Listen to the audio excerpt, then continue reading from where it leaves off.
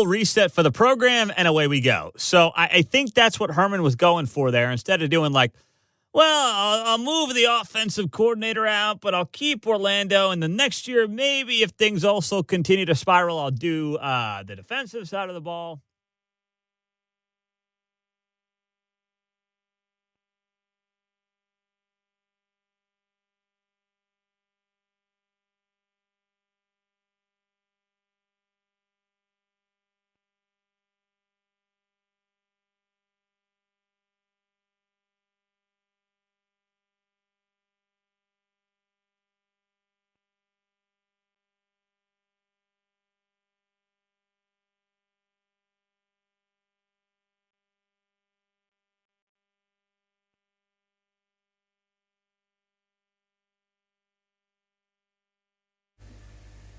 Welcome to Sikkim 365 Radio. In control, wound out by Hintz for Klingberg. One-timer, scores! Dennis Mariota wins it in overtime. The Dallas Stars are on their way to the Stanley Cup Final. Sikkim 365 Radio is presented by IdealMRI.com. High-quality MRIs for $497 or less. IdealMRI.com. Your health is important, so is your budget. No fans are second down on 11. And Prescott's going to take off. And Prescott will take the ball at least for a first down and into the end zone for a touchdown. The 3 o'clock hour is sponsored by Waco Custom Marketplace. Meats, sweets, Texas treats, and a cut above the rest. 425 Lake Air Drive, Waco. You know, he's leading this Baylor team right now, and he's a guy that we're going to have to pay close attention to. Here's David Smoke, Paul Catalina, and Craig Smoke. All right, here we go on this Tuesday afternoon, September the 15th. And we will take you up until 6 o'clock. This first hour is pretty wide open. Our phone lines are available pretty much off the top at 254-339-1122 on Baylor, Houston. Baylor as they wait to play their first game. Dave Aranda, what you've learned or think of him. Cowboys coming off the loss to the Rams and things they have to get cleared and get better as they play the Falcons coming up this week. Also today, again, 254-339-1122, the Riverbend Liquor and Wine text line, and that's also the phone line to be a part of the show. Paul Catalina, Craig Smoke, and I'm David Smoke. One of the big stories today is locally, a game that was among the top 5 or 6 games in the state of Texas has been canceled. China Spring has canceled their game with Lampasas because of COVID. They do have a game scheduled to play Mejia next week. Lampasas is now scrambling to find a game, but that's right here in our backyard, and that was one of the better matchups of the week in the state of Texas. We'll have notes on Dave Aranda, Baylor, Cowboys, and much more. I think that stinks for both teams, and particularly China Spring, because they've gotten off to a great start this year. You know, they had a little bit of a rocky road at times last year, managed to make the playoffs, and I believe they won a playoff game, didn't they, in the first round last year? So, you know, they were able to kind of scrape it together and still put on a good finish. But, you know, obviously this year things are a little bit different. This is a team that knows that they can be pretty good. Emmanuel Abdullah is a great running back. They've got great skill guys. And so, yeah, their momentum not halted, but it kind of gets skipped for a week, and that's unfortunate. I think that this win, they did beat Kennedale in the playoffs and then lost to Melissa 40-31. I do think that this would have told them who they are. Now, they're good, and they beat Brownwood badly, but this was a measuring stick. Even if they wouldn't win the game, that they could find out, are they, because they might be the favorites to win District 9 4A. We're going in, you thought maybe Connolly was. Well, they're not playing well right now, and I'm not sure how much better they can get. But China Spring is obviously, I would think right now, China Spring, Salado are playing the better football. Now, Connolly's also played good people. They've played a state championship finalist and also a semifinalist in their first 3 games, plus a team that went to the third round. But this would have been a measuring stick. Yeah, Connolly's going to be fine. I mean, they've lost a couple in a row, but, it's non-district. I saw plenty of midway teams lose a couple of games in non-district and go on to sweep their district and then go 3 rounds deep in the playoffs. So, whatever happens in non-district record-wise isn't a killer to you really in any way, but you hope to look good, and China Spring has looked good, and you're right, this would have been a big-time measuring stick game for them because I kind of looked at that first week and the opponent and said, I don't know about, buying in right now, although Major Bowden and Abdullah, and they've got a lot of good players, but last week I was like, okay, well, there's maybe something to this, and we would have found that out for sure this week against a team like Lampasas. So, yeah, what a great matchup that's now off the board. So, Dave Aranda yesterday, had the chance that I had to speak with him, and we covered many things from X's and O's to even how they decided what they were going to do defensively. But I didn't know what he would say here. And there's some other stories, obviously, that we'll get to in a moment. But this is Dave Aranda yesterday during the interview. And the question was, he's talked about he's a perfect fit, he thinks, as Mack Rhoades has said at Baylor. Now, sometimes you say that. But when listen you to took what Dave over Aranda, at when Baylor, I asked him the question has about there Baylor. been anything since you've been there now, even though the suspension of everything in the spring, early summer, that is even better than you thought? The people, I think when you first get here, this is probably hard to talk about, I imagine, but there's certain spots you're at to where you have to kind of put on a facade of hey, this is Dave the coach, this is me at work, this is how I have to handle myself at work, I need to be this way, say this, just to politically kind of make it. And unfortunately, I think that's probably more common than you'd like, it's probably more of a protection thing or self-preservation thing. And what I love about Baylor is that you can be you, and people are wanting to get to know you and get you and back you and be right there with you. And so I think our whole staff feels that. Our kids are. We're working really hard, so our kids feel that. I feel they do. With our new staff, and I think there's a closeness and a togetherness. That I feel here, and you give credit to Mac and to Linda and just the whole, from the top down, it feels like family, and so you felt that right away when you got here, and it's continued to be that with good, during good and bad times, which is always the test of. Yeah, and that's the thing. Through good or tough times, the tough times, suspensions of the season, of workouts, no spring drills, and then we'll see they're going to lose a game. They could lose Saturday. They could lose by 3 o'clock Saturday afternoon to Houston, and we'll find out a little bit more. You hope, if you're a Baylor fan, that that's not the case as they host the Cougars at 11 o'clock on Saturday. I mean, it's not a dagger, though, as we saw with Matt Rhule. So it's not, you want to see them win. But, it's not the world is over, and Dave Aranda is a terrible head coach if somehow they were to fall short against Houston. Now, obviously, that's not your hopes. But that is a very good opponent to be tuning up for and tuning up with heading into Big 12 play. So this is going to be quite the challenge. I mean, Dana Holgerson's team basically mulliganed all of last year to set up for this year. And it didn't work out exactly to plan because De'Aaron King decided, why am I redshirting? I'm going to go somewhere else and play. And so now he's at Miami. But, this is going to be a stiff challenge, and Dave Aranda's kind of learning a lot of things all over these last few months and still learning at this point. So one other college football note in the middle of all this discussion, Arkansas State has canceled or postponed their game against Central Arkansas because of COVID. They couldn't field too deep chart of a specific position group. That game's been moved back. It's been postponed. They'll play instead on October the 10th. So that's a story as well that's out there. We'll get to the Nebraska president, what he had to say off mic earlier today that may have given away a little bit of the story about the Big Ten, which we've heard that build up. I do like that Nebraska hasn't come out and tried to put the genie back in the bottle. They're just kind of letting it go for right now because that would be stupid. I do want to know, when there's a microphone in the area, why no one thinks that if you're a foot away from it. Well, It's but if gonna you're hear around, you. let's say you're around a podium, and you're up at a podium, there's a crowd, there's a lot of people. I don't know if this was crowded or not, and you turn and you're talking to somebody to your left, and you don't really know. That could be the person who's running the audio system that may have left it open.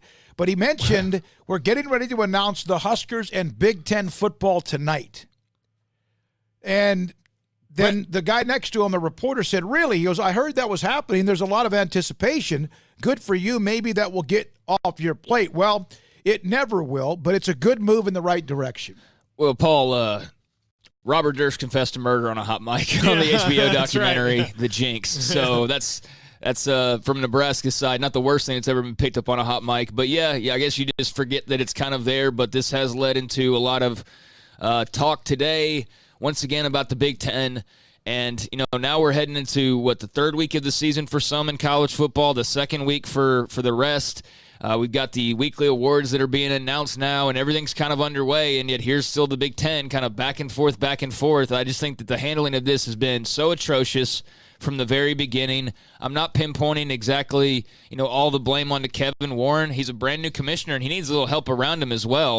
I think he's probably made some missteps, but when you're in your first year, that's going to occur with any job.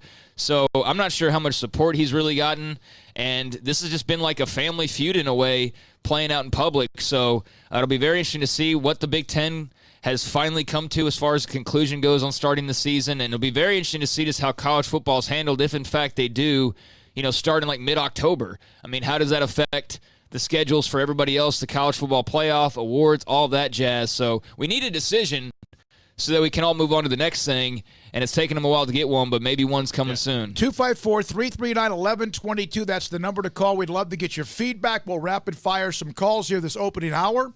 We'll have Elmo Wright today at 4, former Houston Star who had the touchdown dance, and then also Mack Rhoades scheduled to be with us at 5:20, David Hellman.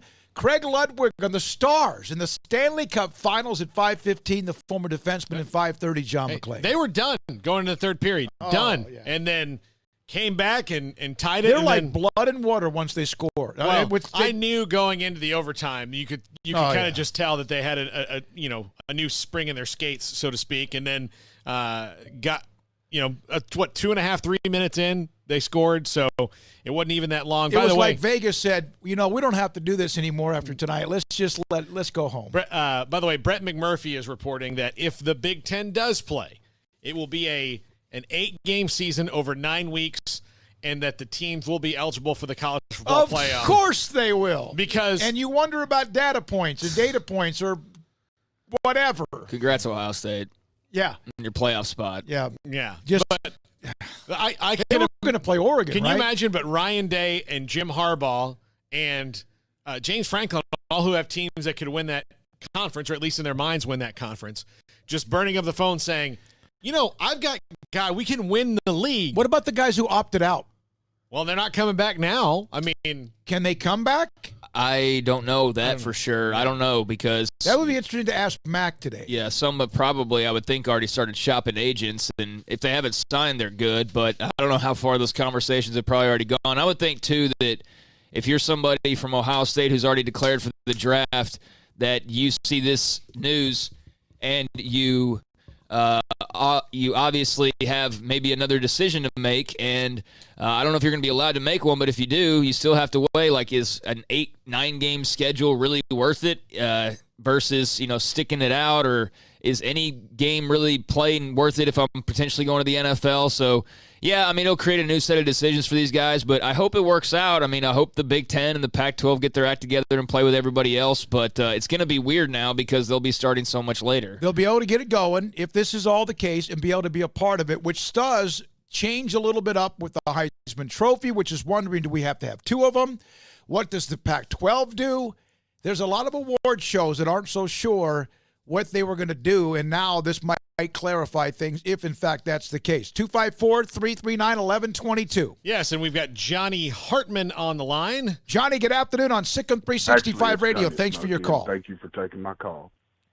So, thank you. Johnny, what's up, man? Great to have you. A couple of years ago, a prominent Big 12 quarterback made a rather strong prediction about the future of their program. So my question to you is it a fact that Texas is back?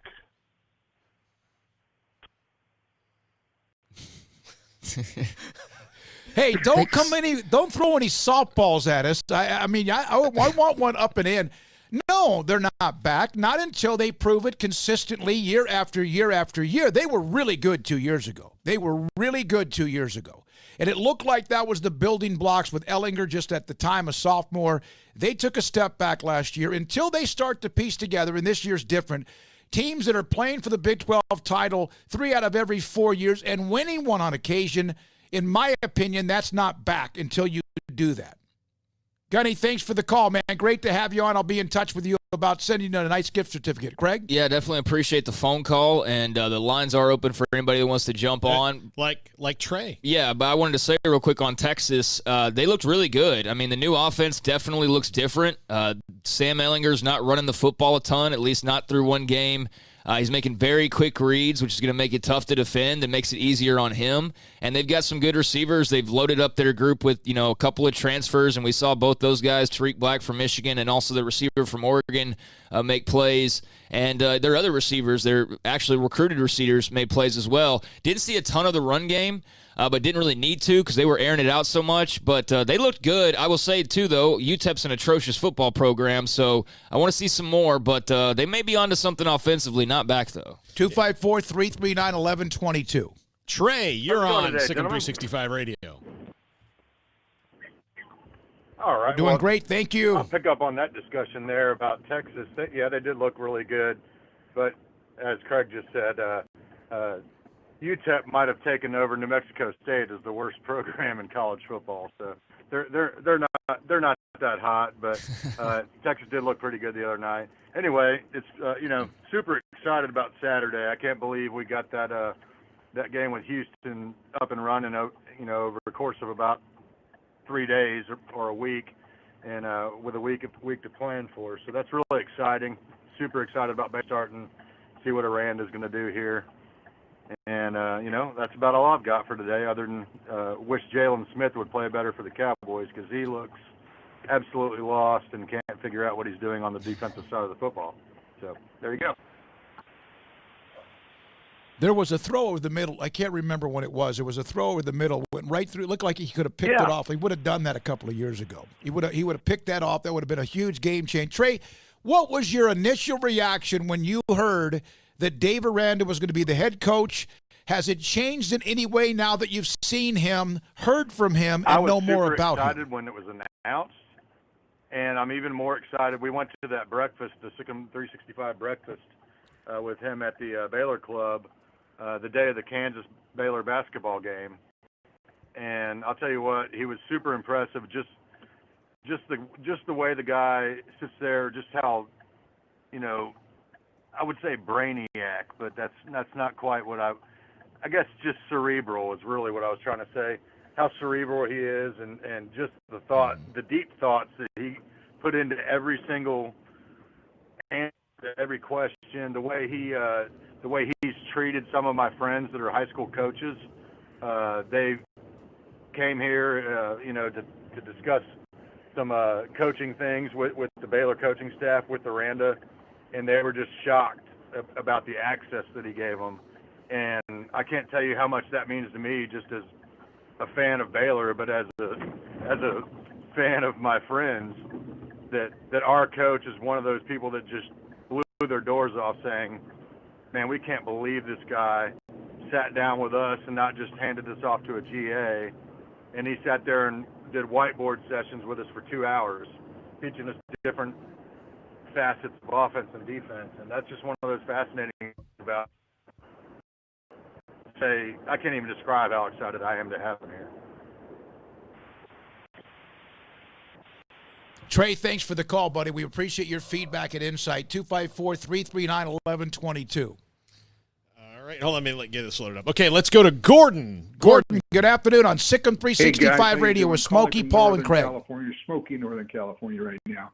Just excited to hear talk about college football. My daughter's a freshman at Baylor this year, and I was so excited for her to leave California and get out of here to go down to your neck of the woods.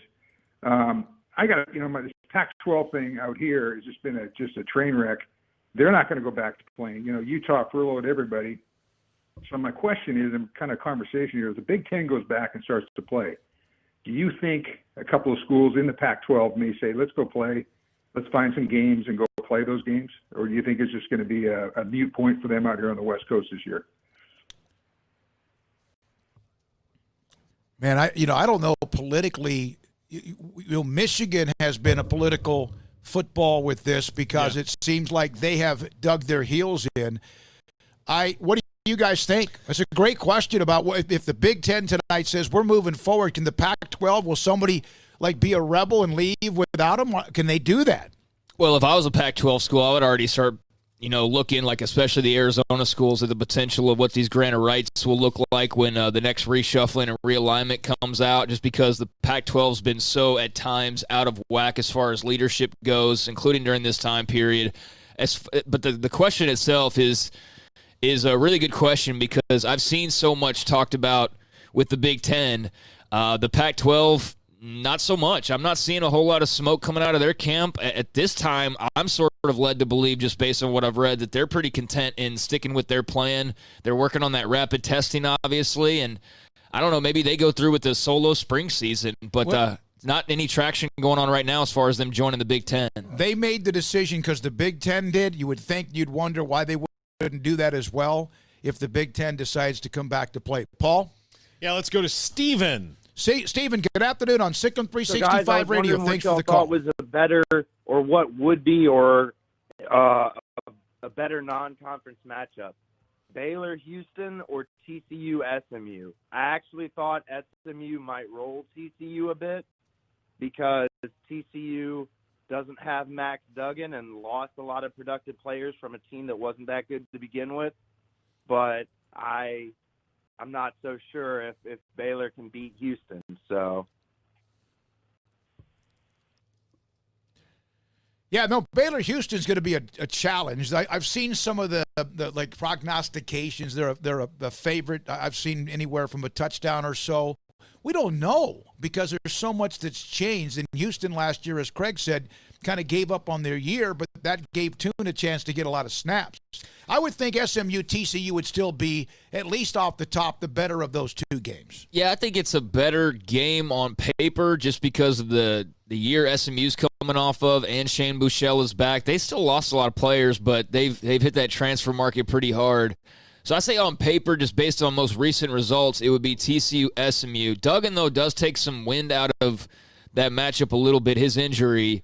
And Houston Baylor, I think it's a really good one. I think if you're giving the nod to TCU SMU, it's like a sliver. I think Baylor Houston's a great game, and it's right there on par with TCU SMU. 254-339-1122. Okay, our robot screener didn't catch this one as well. So it says someone at DC want to talk about the Cowboys and Aranda. So whoever this is, please identify yourself. From DC and Aranda, good afternoon on Sick 365 Radio. Who's calling?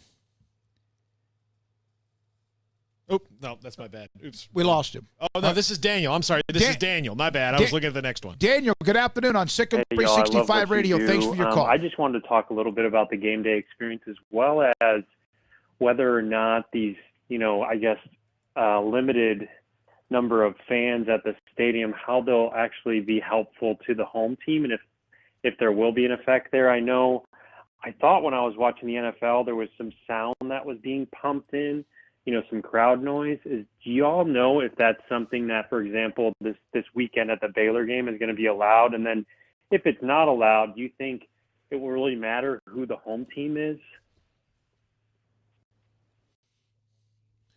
It's a great question. I myself have at times thought that there was a crowd because they've pumped in the crowd. I'll ask Mack Rhoades that. We'll ask him that if we get him today at 4:20, which right now it appears as if we will. But I still think there's a little bit. No, they were definitely crowd sweetening. Absolutely, there's some crowd sweetening going on. If there's 11,000 at McLean Stadium, will that be a factor? Yeah. Yeah, I mean, I don't know. Why would you need pumped-in crowd noise? Can you do both?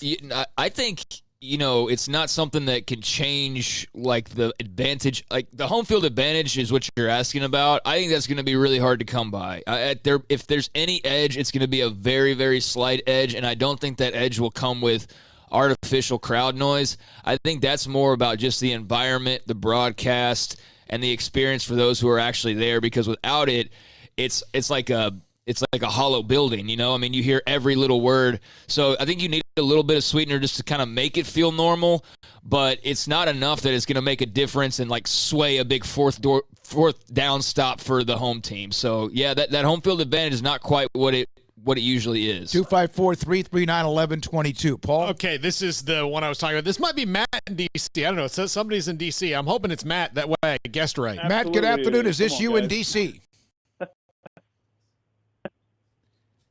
Great to have you, Matt. Great. Thanks for the call. What can we do for you? It looked like the exact same offense, and nothing had really changed on the offensive side. And it was I just saw the same Jason Garrett, let's line up and predictable stuff. And then until they realize that you're the only, just because you walk into the best training facility, you're not entitled to anything. You're entitled to get beat every Sunday. So I think the defense looked good. Zeke ran hard again, but that offensive line's out of shape, and they need to shore that up. As far as Aranda, I think this is probably the most qualified coaching staff that we've ever had at Baylor. Going back to the Taft years, even through Browse, I mean, those guys are all great coaches, but I don't think we ever had this many head coaches on the staff. And I was excited when he got hired, and I'm excited this weekend for Mack Rhoades to get this game for us in short notice. And I always say trust in Mack, because if he couldn't get Houston, he's going to get something for us. But I say just win by one and win 8 conference games, and we should be back in the Big 12 title game. We'll see what happens. Matt in D.C., who also texts us quite a bit, this same number, 254-339-1122. Matt, thanks for your call. I'll let you guys get in on the Cowboys a little bit, but I want to say on Baylor first, that's a great observation as far as the staff that's been put together. I think that Briles had a great staff, obviously. Rule had a great staff as well. But this one's pretty salty. I mean, I was reading Dana Holgerson's comments and listening to some of his press conference, and he was talking about the disadvantage that they're at because Dave Aranda's never been a head coach. There's not really much to prepare for. You kind of have to prepare for everything he did at LSU, and then you got to go look at Larry Fedora to prepare for the offense and go, all right, we got to watch North Carolina tape, and we got to watch maybe even a little Texas tape from last year, although he's just, he's an analyst, but just wherever he's been, you got to watch that. Then you got to go watch Lafayette with Ron Roberts, and you maybe watch LSU as well for George Munoz. And so right now you got to plan for like various teams that these guys have been a part of. And, just Fedora and the credentials that he brings, plus the respect Aranda has. I mean, yeah, this is a really loaded coaching staff with a lot of young, bright coaches on it as well. A great mixture of seasoned veterans who have been head coaches, who have been around, and also the young and up-and-coming stars. What did he ask about the Cowboys? I've been looking at phone callers. I'll be happy to answer it. What did he say? He's talking about the offense just looking pretty much the same old vanilla. Nothing's different. Did you watch the Giants and Jason Garrett's but Daniel Jones made a really horrible decision. Well, he made several really horrible decisions. But that one near the goal line was... I do think this. I was on with a podcast out of Atlanta this week, and they said, what disappoints you the most? I said, well, nothing's changed.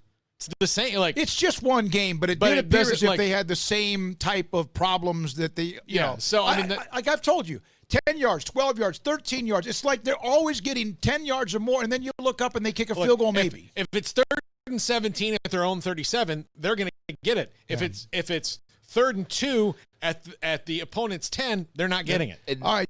I was saying this yesterday. Kellen Moore, that was a big decision by Mike McCarthy to allow him to call plays when McCarthy himself has that background. So we'll see what happens this week. But if that offense looks pretty Garrettish again in some ways, then that could be something that develops and they starts to become a thing that you don't really want to have. He'll have to. He'll have to make that. He'll have to pull that trigger. Brian wanted to talk about the defensive line. He's been very patiently holding. Brian, thanks for your call on Sikkim 365 Radio, and thanks for your patience. Hey, this is Brian. Yes, from sir. California. Thank you. I live in Redlands, California, where Dave Aranda went. Long-time listener, but first-time caller. Oh, Just cool. Love you guys' show, even when you're on 1660. I don't know how you guys feel, but, man, when I look at the depth chart for the defensive line, there's a lot of new names in I think our defense will be pretty good, but that concerns me, especially from last year. What you guys thought?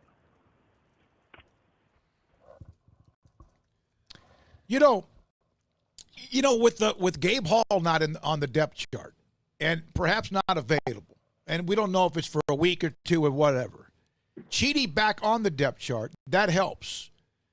They're going to need. Was Cole Maxwell on the depth chart this week? Because he was last week. I as mean, a the starter. depth chart was pretty much the exact same as it was last week. There was like maybe one change on there, but it was nothing that was really noticeable or really all that talking point worthy. So it's pretty much remained as is. But no, I totally get it. I mean, that was such an important part of their success last year. Bravion Roy, James Lynch, James Lockhart, and then others as well. I mean, you lose all those guys. So you're not only in a new defense with new coaches, but new players as well. And then like just this whole new world that we're living in right now at the same time. So I'm concerned as well. Like if you're looking at the biggest concerns in this football team, I think you look at the O-line just out of habit, and it's like almost until we see that solidify, then we have to wonder about that.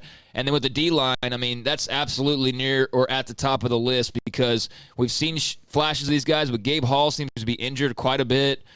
We haven't seen Cole Maxwell stay healthy, and he's on the two deep. Like, is that great news or is that like concerning news that Cole Maxwell's there with all his history of being injured? And so, I mean, there's great recruits that they brought in, guys with good size, but they got to show it, and they got to stay healthy, and we haven't seen it yet. Yeah. One more call? Yeah. Brian, thanks for your call. He did call. I dropped him, and he called back. But Brian, thanks for your call in California. And now, hold on, let me get this other one. This is Hey, guys. Jeff. Great show. I have a real quick question. And I know that Rand Jeff, is working with what he has on the defense, what he inherited, plus some of the recruits that perhaps he can insert.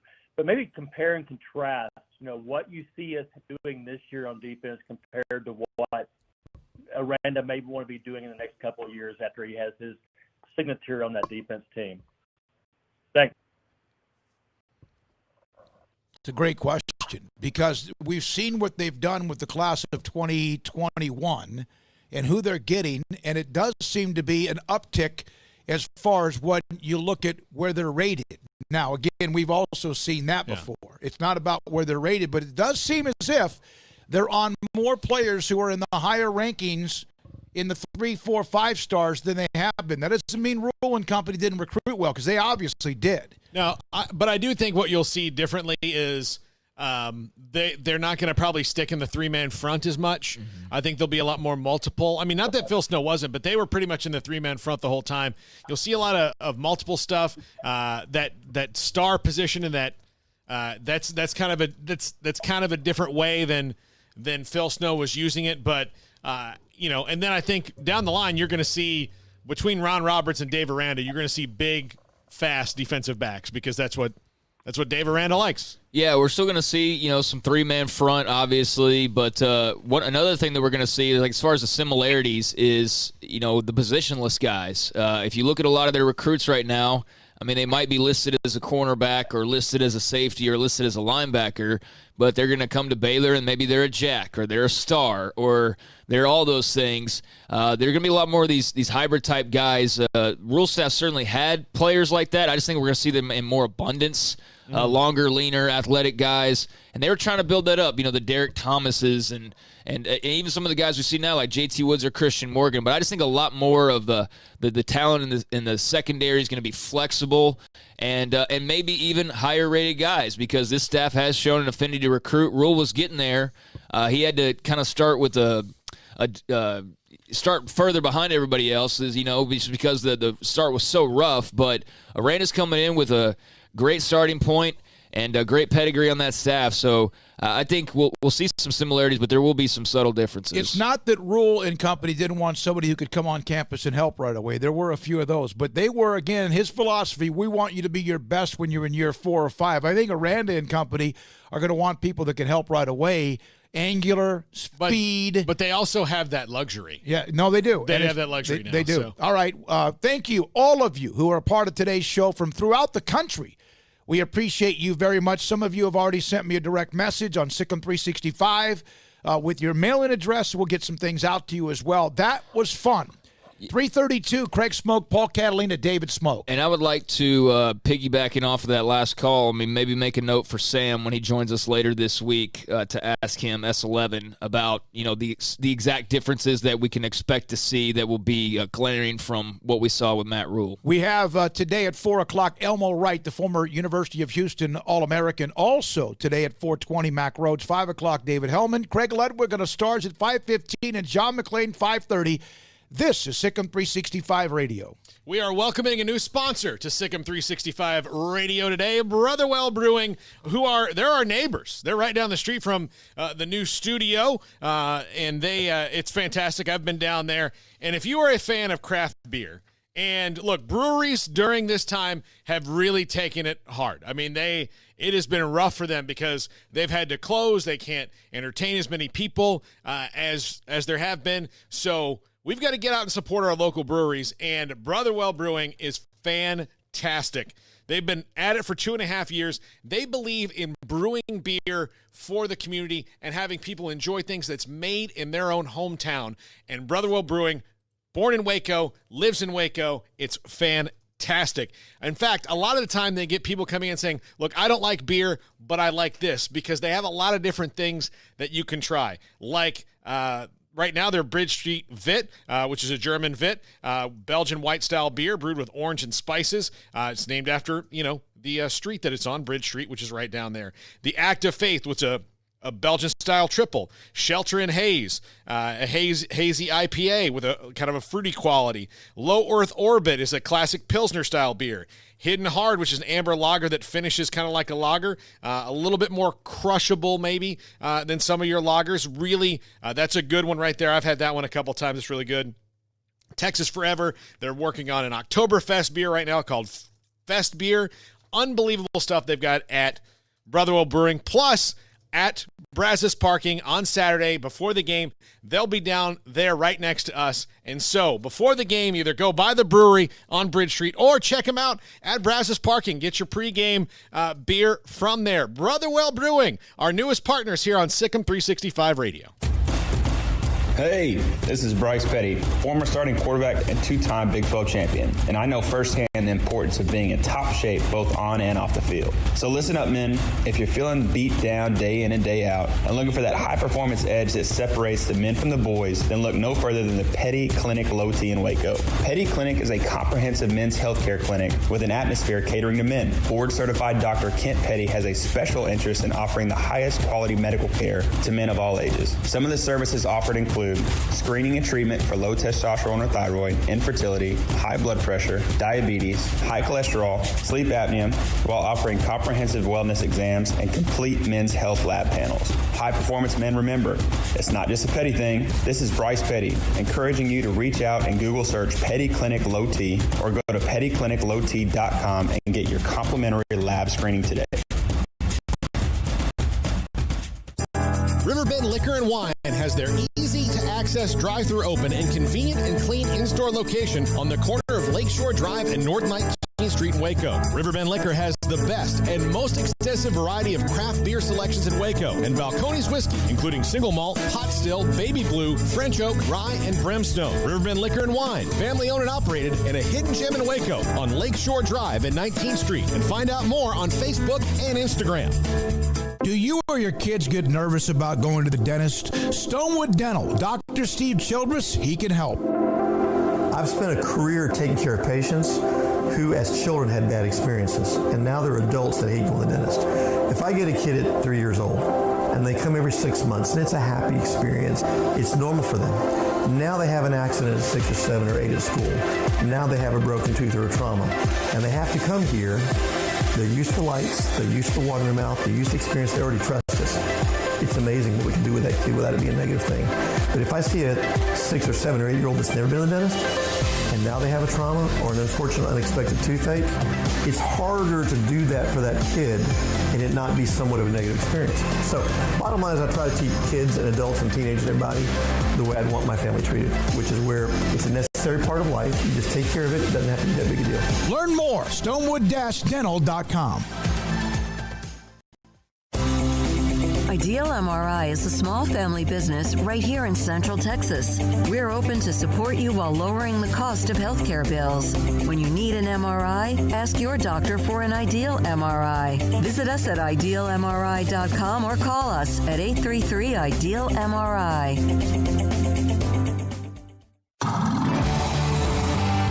It's the heat of the summer, but the real heat is what you're cooking on the grill, smoker, or in the oven. So Waco Custom Marketplace can be your go-to playmaker for summertime grilling. You can't go eat anywhere else? Be your own chef with custom-ordered and cut ribeyes, sirloins, fillets, New York strips with a focus on high-quality beef at a competitive price. Waco Custom Marketplace also has fresh deli cuts with sliced turkey, ham, pepperoni, or corned beef. Waco Custom Marketplace also your home for the freshest seafood in town. Salmon, shrimp, mahi-mahi. Great priced chicken products, whole birds, tenders, chicken breast, and wings. Waco Custom Marketplace with smoked items unique to Waco. House-made bacon, summer sausage, boudin, hot links, and German sausage. Every seasoning for every occasion, grilling, baking, or frying. Your hometown grocery store with canned goods, pasta, fresh baked bread, buns, chips, sauce, condiments to pickles, charcoal and lighter fluid, cold beer and wine. Best kolaches in Waco, mouth-watering cinnamon rolls, and here for the community every single day, helping you avoid the long lines in crowded stores, serving quality products to the Waco community. Go online for the weekly value boxes. Family owned and operated Waco Custom Marketplace, 425 Lakeview Drive in Waco, or WacoCustomMarketplace.com. Welcome back to Sikkim 365 Radio. The Sikkim 365 radio app is sponsored by Allen Samuels Dodge Chrysler Jeep Ram Fiat in Waco. Your friend in the car business at Loop 340 and east of 84. Come by. Let's be friends. All right, here we go, and we continue this 3 o'clock hour. We are pretty wide open. We had Brian Bell from China Spring locked in with our regular segment with him, and he and I recorded an interview yesterday morning, and then the news came down today that their game with Lampasas has been canceled. And I spoke with Troy Rogers, the head coach at Lampasas, and he's looking for a game next week. And there are some games, there are teams available. It's just a matter of whether or not they want to play. And then it's kind of like, remember earlier this year, Carthage is looking for a game. Click. La Vega's looking for a game. But some of the schools that have been 5A that dropped to 4A, Cal Allen, some of these were original. Some of them were added in, like the one with Lavaca, Port Lavaca Calhoun. I don't know if anyone's going to pick up the phone with Lampasas. Yeah, I don't know. I was going to ask you guys, since that's obviously not a pick'em game this week, it was going to be. I was going to take Lampasas. Who are y'all going to take? Yeah, I was going to take Lampasas. And here, I've been wrong on China Spring already twice this year. Too. That's me. That's on me. That's me. You know, because they've kind of been hit and miss since they had that really great team that went to the semis and almost beat Carthage, and that would have been a state championship team. They've dug themselves whole early in the year with their non-district schedule, but Brownwood and Stephenville are no longer who they were. They're shells of themselves. Yeah, but I don't want to take away too much from those wins either, because, you know, that's still a program they could have walked in and gotten beat by. So I was going to take Lampasas straight up. Yeah, but I was going to take – I did pick China Spring last week to beat Brownwood, but did not pick them I don't even think we picked them in week one. So I did pick them last week. I was going to pick Lampasas this week, though, so I was just curious what y'all's thoughts were as well. That's just a potentially a really good game we're not going to have now, and that's unfortunate. Because of what we were talking about earlier with it being a bit of a measuring stick for China Spring. But this is life with COVID, right? There's going to be things like this. So, it's struck one big game this week. One other note on Baylor, and I had no idea where this was going. Yesterday we had Dave Aranda in the one-on-one. We had part of that today, which I thought his comment about, did you really listen to what he said about being a head coach on a campus? Well, you have to pretend to be someone else. Sometimes you have to pretend to be somebody else. And it was interesting because he's not one that's going to throw something out to stick. But I love what he said because it's true. You have that in various businesses. Well, and he said sometimes because of political, you have to, and he said, have we not seen that that's true over how many disgraced coaches are there that acted one way and did another thing? I mean, and that's just the negative side of it. The harder side or the positive side is maybe a guy who doesn't have that personality trait has to pretend like he does because there's a bunch of donors that want him to be a certain way. Yeah, there are some big bad matchups based on where you are. Like if you're going to be the head coach at Texas, Tom Herman has had to learn to give a little bit. Not a lot, but he's had to give a little bit.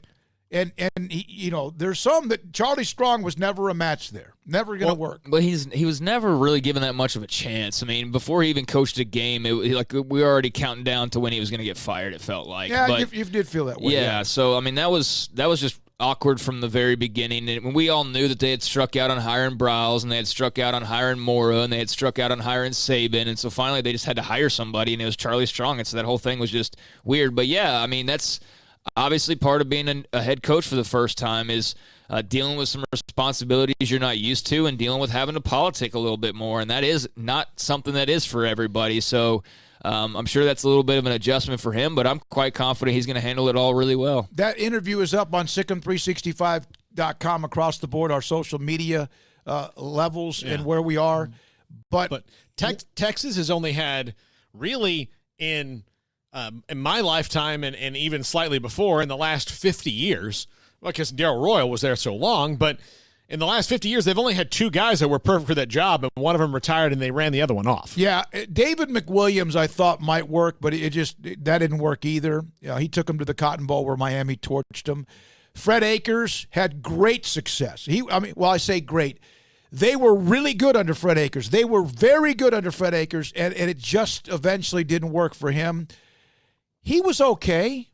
Yeah. Now, the one that was not a match, but they beat Nebraska to win the first Big 12 title, one of the biggest upsets was John Makovic. But that was not a fit either. Even though he had that team in '96 that stunned the world, the next year they were getting beat by UCLA like 66-3. Charlie Strong wasn't going to work. Herman seems to have kind of that arrogance about him. He's an Austin guy. Yeah. He seems to. Plus he coached there. And that's not being like negative. That's you got to have a little bit. They of are. Yeah, he's a fit. I mean, like that's why he was the guy all along. Whenever they finally got the opportunity to get rid of Strong, I mean, it was never in doubt who the next guy was going to be. It was going to be Tom Herman because he is such a fit. And speaking of fit, so yesterday we had the Aranda interview, and part of that interview was a comment that he made when I asked him about, just being who he is, and he brought up Tony Dungy again.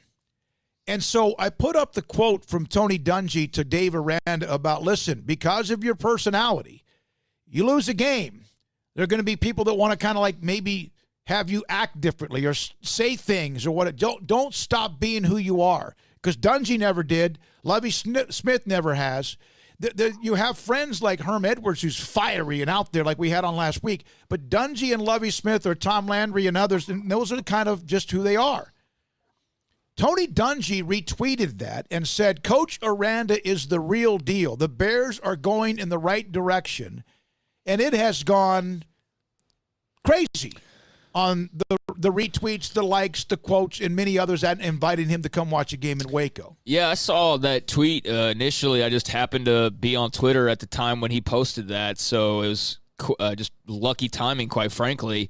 And so I retweeted it right away, and at the time there was like 3 retweets and like 5 likes or something like that. And now looking today here, less than 24 hours later, 133 retweets, 734 likes. So it definitely got some good play. And as you mentioned, a lot of people reacting, giving their respect to Tony Dungy. So that's high praise. I mean, that's about as high as it gets, amongst modern coaches. There's a few guys that if they say something, you can kind of take it to the bank, or maybe you believe it a bit more. And so when Tony Dungy says something like that, you got credibility. Yeah, that carries a lot of weight. And one of the things that I've noticed about those who have actually either retweeted or whatever, there's a lot of national people in that list as well, or others who cover college football in certain ways. All right. I think a lot of people are fascinated to see what he does, because he is such a good coach who's so well respected, and it is such a good situation, but still, it's the first time as being a head coach. So I think Aranda's, man, if he does find some success, this program's taking off. Like, it's taken off in a major, major way. So we'll see, but there's a lot of reason for optimism. One of the things when Jeff in Bedford calls about the comparison and contrast in the defense, we won't really know that until we see them, because we've not seen anything. Yeah. And so we have to see some evidence, which hopefully we'll have a chance to see a little bit of that on Saturday. All right, so we've got a comment or two coming up from Robinson's Robert Rubel. 4 o'clock, Elmo Wright, Mack Rhoades, 4:24. 5 o'clock, we have David Hellman, then Craig Ludwig on the Stars and John McClain. So we're packed in the next couple hours. Yeah, and I guess Mack Rhoades is doing like a conference call. I know we'll have our one-on-one time with him, so that'll be great to dip into some of the specifics. But he said in one little comment I caught that, the players' disappointment in that game being canceled was a big motivator for them to go get another game. I'm sure the money and just the schedule itself was motivation as well, but apparently the players played a big role. When we come back, after a comment or two from Robinson, they've lost a couple of games badly in a row to what was it, Whitney, and then to Troy. We'll hear from Robert Rubel on what's next for them, and then Elmo Wright a little bit later. This is Sikkim 365 Radio. Pioneer Steel and Pipe, 77 years in business. They offer the fastest turnaround time in the business on metal building orders. Large pipe inventory gives you many options on building a nice fence, an entryway, whatever you need in metal buildings is what they go to. They are the best. Several cost-efficient options as well, including large inventory of the #1 quality used pipe. They will help you with your project, whatever it might be, suggestions on a design, provide you with a list of reliable contractors if you need them. Wherever you need, they'll get it to you, and make sure that the bid process, when you bid, they'll even help you, even if you're talking to another business about the products, they will help you understand the bid process and make sure you don't get a lower bid because the product is not quite as structurally sound. Customer service has been a big deal since they opened the door. You don't stay in business nearly 80 years and have success unless you have great product and great people and great customer service, and they do. Metal buildings and components, they have that. Metal roofing, structural pipe, they have tubes and much more. Heavy deal, they'll deliver it. They'll also unload it. Pioneer Steel and Pipe in Waco and Bryan open Saturdays 8 until noon. The Pioneer Boys at pioneerboys.com. Texas board-certified personal injury trial lawyer and Baylor alum David Willis and Baylor alum Parker Willis are ready to help if you or a loved one has been wrongfully injured in an auto accident, SUV rollover, industrial accident, 18-wheeler crash, or seriously injured by a defective product or recalled drug. Call them for a confidential and free case consultation at 1-800-GOT-HURT or visit them at texastriallawyer.com, principal office in Houston, Texas. It takes time to reach goals. It's a truth that applies to more than sports. It goes for your financial goals as well. You work hard for your money, and you deserve an investment strategy that lines up with your game plan. And Tom Albers, your Edward Jones financial advisor, can help. If your financial investments aren't putting forth the effort you desire, stop by today for a financial review. Tom Albers, 4301 Lakeshore Drive, 254-776-7605. Edward Jones, member SIPC. Dodge is the highest-ranked brand in initial quality according to J.D. Power. Now at Allen Samuels. Get special offers on Dodge cars and SUVs. Dodge Charger SXTs are now available with 2.9% financing for 72 and no payments for 90 days. Dodge Journey has 2.9 for 72 or choose up to $4,750 in cash and subprime offers. Performance. Dodge from Allen Samuels. Boozers is the wedding ring store and more. If you're ready to get engaged or already married and want to upgrade your wife's ring for a special anniversary, Boozers is the place to go. With the largest selection of premier quality diamond engagement rings and wedding rings in Central Texas. They have 7 cases with over 300 styles of rings from top designers like Natalie Kay. Choose from yellow, white, or rose gold, plus beautiful top quality loose diamonds. With an in-house jewelry, they can also custom make anything you want. Bring in a picture or drawing and let Boozers create your one-of-a-kind pendant or ring. They can even use some of your old gold and diamond jewelry to create something new. At Boozers, you'll find a great selection of quality timepieces, and Boozers is the place for expert watch maintenance and repairs too. They specialize in expert Rolex watch repair for fine jewelry, watches, custom work, and more. Go to Boozers on Valley Mills and Lake Air Drive in Waco. Boozers, the wedding ring store and more. At Baylor University, students find their place to shine. They're faithful friends and inspirational leaders. They're championship teammates and independent thinkers. They're on the cutting edge of high tech and in the halls of history. If you want to make the world a brighter place, you can. And if you want to shine in your own way, you can. The spark you need is already inside you. Bring it to Baylor, where lights shine bright. Boots add protection. Good boots help you climb better and move forward faster. And when your son or daughter steps into the boots of a U.S. Army officer, they also learn how to lead. In these boots, they'll gain more confidence with expert training in one of more than 150 occupational specialties. In these boots, they'll stand a little taller and lead a team with diverse backgrounds and areas of expertise to successfully accomplish whatever challenge comes next. In these boots, they'll earn respect with valuable experience from day one that will give them solid footing for success into the future. Highly qualified candidates who earn a spot on our team can receive comprehensive health care coverage, college tuition assistance, and a bonus of up to $40,000. See all the things your son or daughter can achieve in our boots at GoArmy.com. U.S. Army Waco Recruiting Company, 254-598-8131 or 254-776-1543.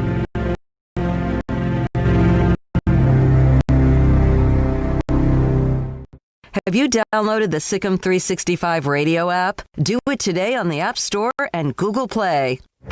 Stepping into the boots of a U.S. Army officer can add confidence and leadership skills to your son or daughter's career path. See all the things they can achieve in our boots at GoArmy.com. U.S. Army Waco Recruiting Company, 254-598-8131 or 254-776-1543. Are you a Sikkim 365 superfan? Then try out our premium subscriptions at Sikkim365.com. Texas Farm Bureau Insurance in McLennan County takes pride in backing Central Texas football. Our agents would like to help with your insurance needs. Call 254-772-8090 for an agent near you. Southwest Sports Medicine and Orthopedics, the team physicians for Baylor Athletics, specializing in diagnosis and treatment of any and all sport-related injuries, celebrating over a decade of service to Central Texas. They tackle all surgical and non-surgical problems that arise from an active lifestyle. Trust the doctors that Baylor trust, and when injuries sideline you, don't wait for Monday. Join us at 8:30 on Saturday mornings for a post-game injury evaluation clinic. Southwest Sports Medicine and Orthopedics. We get you back in the game. This is Sikkim 365 Radio. This segment with Robinson Rockets football coach Robert Rubel is sponsored by Stonewood Dental, Parsons Roofing, Lance Donaldson eXp Realty, Texas Farm Bureau Insurance, U.S. Army Waco Recruiting Company, Southwest Sports Medicine. Robert, obviously the last couple of weeks have not gone very well. Your offense has struggled scoring, and you knew the challenge of trying to contain Zach Robochik and what Troy did. Where is your team mentally right now as you play Fairfield? I think we're fine. I mean, they knew, we've been showing them things, and we're getting closer. I mean, it's hard to tell, obviously by the scores the last 2 weeks, but theoretically, if you go back and just watch the first half of each of those games, we're in the game.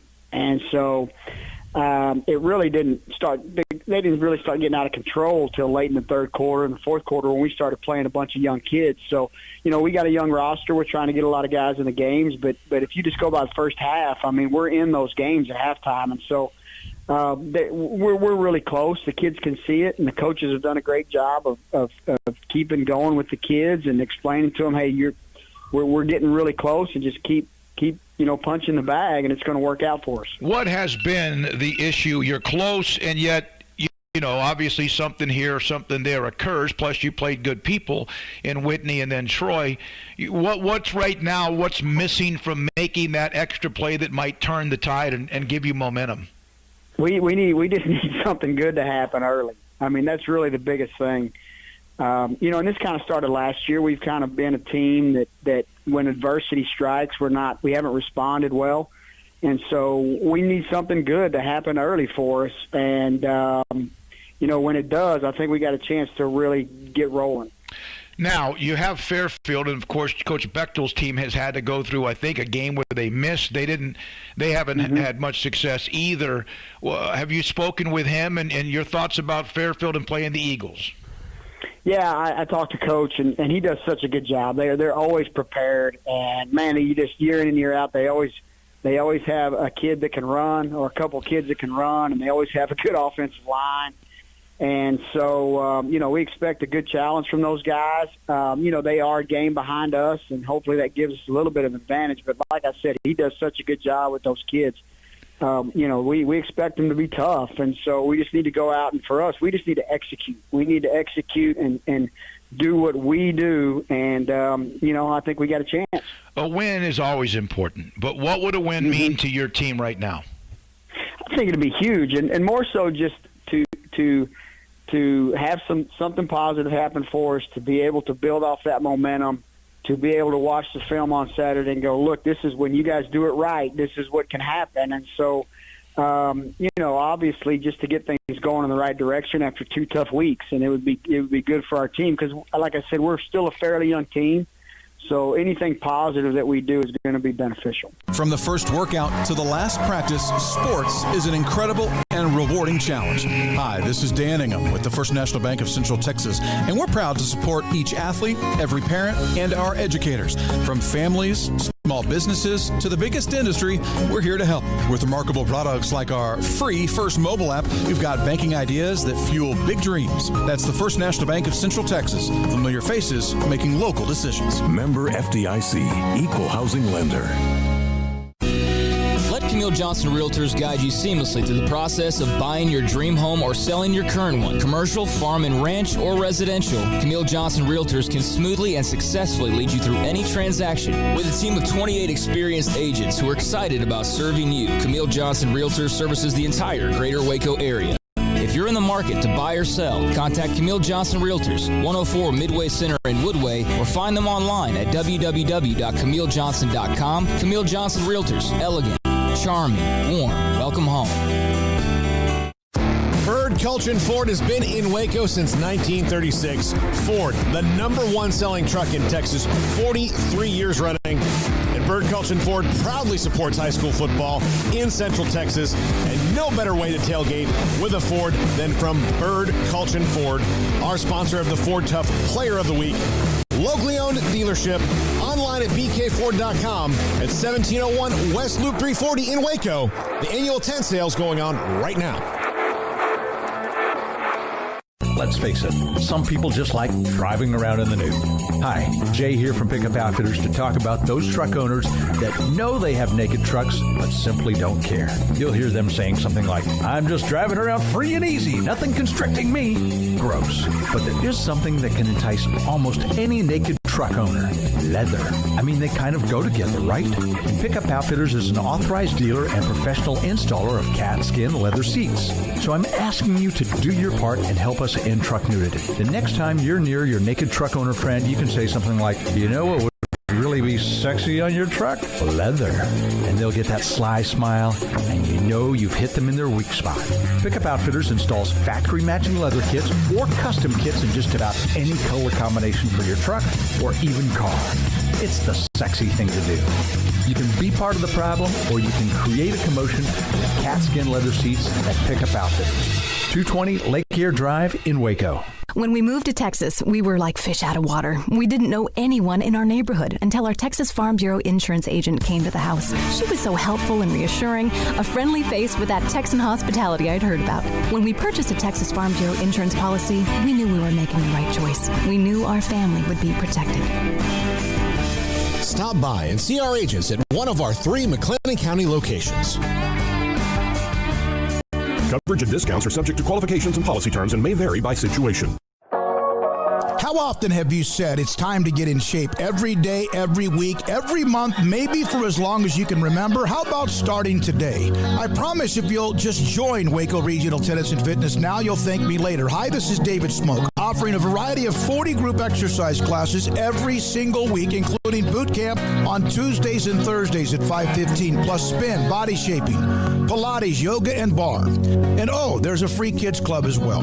Waco Regional Tennis and Fitness open Monday through Thursday, 5 to 10, Friday, 5 to 8, Saturday and Sunday, 7 to 7. And personal trainers, Christy London and Randall Court.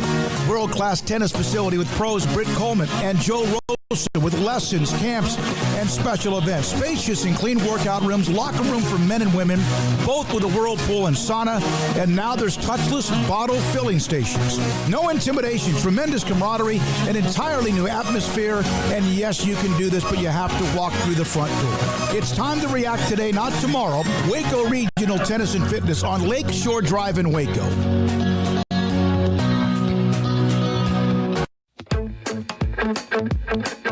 Welcome back to Sikkim 365 Radio. Pass it out of that end zone, yeah. That's an excellent call. Those officials are doing a hell of a job. Just keep matriculating the ball down the field, boys. The 4 o'clock hour is sponsored by Boozer's Jewelers, the wedding ring store, specializing in custom jewelry and repair, all in-house. Here's David Smoke, Paul Catalina, and Craig Smoke. He was electric as a football player in high school. He ended up at Sweeney High School after being at Carver High School. Played at the University of Houston. A fantastic player there with Bill Yeoman and the University of Houston Cougars, and a part of the NFL with the Kansas City Chiefs. Elmo Wright joins us on Sikkim 365 Radio. David Smoke with Paul Catalina and Craig Smoke as well. Elmo, it's a pleasure to have you. You and I shared some stories yesterday. I want to thank you for being a part of the show. I would like to start off with how did you, and you were a member of the band when you were a saxophone player in high school. How did you end up going from a band member to becoming a football player? Oh, that was easy. My band director, he selected about 4 young people, 3rd grade, to join the main band, right? And so I did that from the 3rd grade to the 10th grade, and what that meant was that every game I was in a band. The band followed the football team, all over the place, and so I got a chance to see, game after game after 3rd grade, 4th grade, 5th grade, 6th grade. That's what I did. But one day, as I was telling you, the guy said, "Elmo," just screamed out. And I turned around, and this ball hit me right in the mouth. Blood went everywhere. Teeth went I almost fainted, and so I had all the skill to play the saxophone, but I couldn't put the mouthpiece in my mouth. So I was really, really messed up. I went to my band director, and I thought he would, give me some, just make everything, tell me some stories about old jazz guys and fights and how they got well, and don't you have to worry about it. And I thought that's what he was going to do. But instead, he didn't have that kind of training. He went and got a board, one of those fraternity boards, and he brought it out and had me stand in front of the van, and this guy started whipping me with that board, hit me about 25 times. And that's how I said, that's it. That's all. I couldn't do it. The reason he hit me 25 times, I have to tell you this, is because there was a girl that played the clarinet that was right in front of me, and I didn't want to cry in front of her, right? Oh yeah. but he got to the point where he hit me so hard, so much that I started crying, and once I started crying, I quit, and I walked away from the band. That was it. And a couple of days later, the football coach he asked me, because he knew I was a big guy. He said, "You got to play football," and I'm thinking, I had never played football, and when you go to band from PE, I never went to PE. All the students went to PE. I always went to the band, so I never had any kind of running like most athletes, catch or shoot basketball. I was always a musician, and that was my background until I was out there on the football field. And as you would know, David, you can't learn how to play football in one day, 2 days. No. But he had me out there, and then the guy gets hurt, another guy gets hurt, and next thing you know, I'm out there. But from playing that saxophone for all those years, I was always looking at these guys play, right? So even though I didn't play, I kind of like I could do that, but once I got the ball, with enough fear and enough country speed. You know? Yeah. The rest is history. Yeah. The rest is history. I like that equation: fear and country speed. And oh my goodness, man! You have to have some of that if you're going to. So, you did obviously pick it up quicker than most. Well, you could see. I tried to make it make sense. You know, when you, like I say, when you sit there and advance, you know, and just watch the football every game for, you know, third grade, fourth grade, fifth, you learn something, but you're not actually out there doing it. You can dream it, but you're not doing it. So when the ball was thrown to me, the race was on. You know what I'm saying? I never had anybody catch me because no one really. I had never put myself in a situation where someone would, you know, tackle me like that. And so I was. I guess I was unique because I didn't know. Like when some players, you catch them, they go down. You know, you throw them down. With me, I didn't want to be touched. How about that? Mm-hmm. Sometimes when I get hit, I didn't want to get touched. So I was a kid that just ran. I just, you know, that's the only way I could explain it. You know, I didn't. and then the team won state championship, and then I was told I was an all-stater. Well, I had never, you know, how do you know what?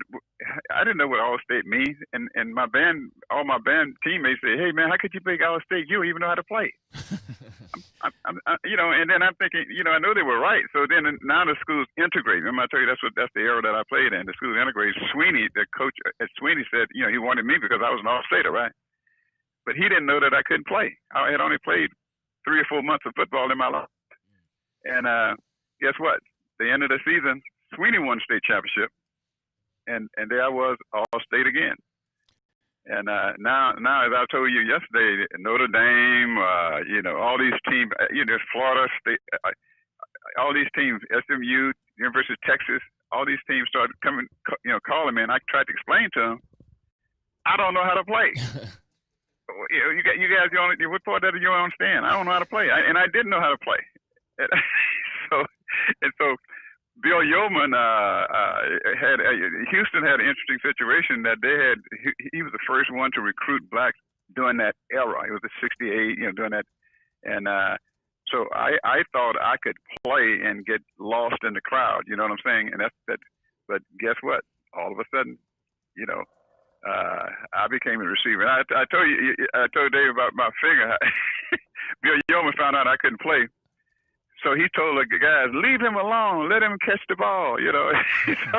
So this guy threw me the ball, and just before the ball got there, this guy hit me anyway, and it pushed me into the ball.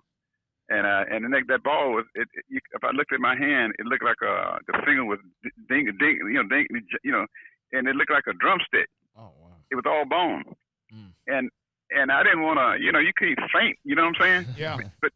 But I was, like I said, I was a piano player and a saxophone player. My hands were everything. And at that moment, I realized I couldn't play my horn.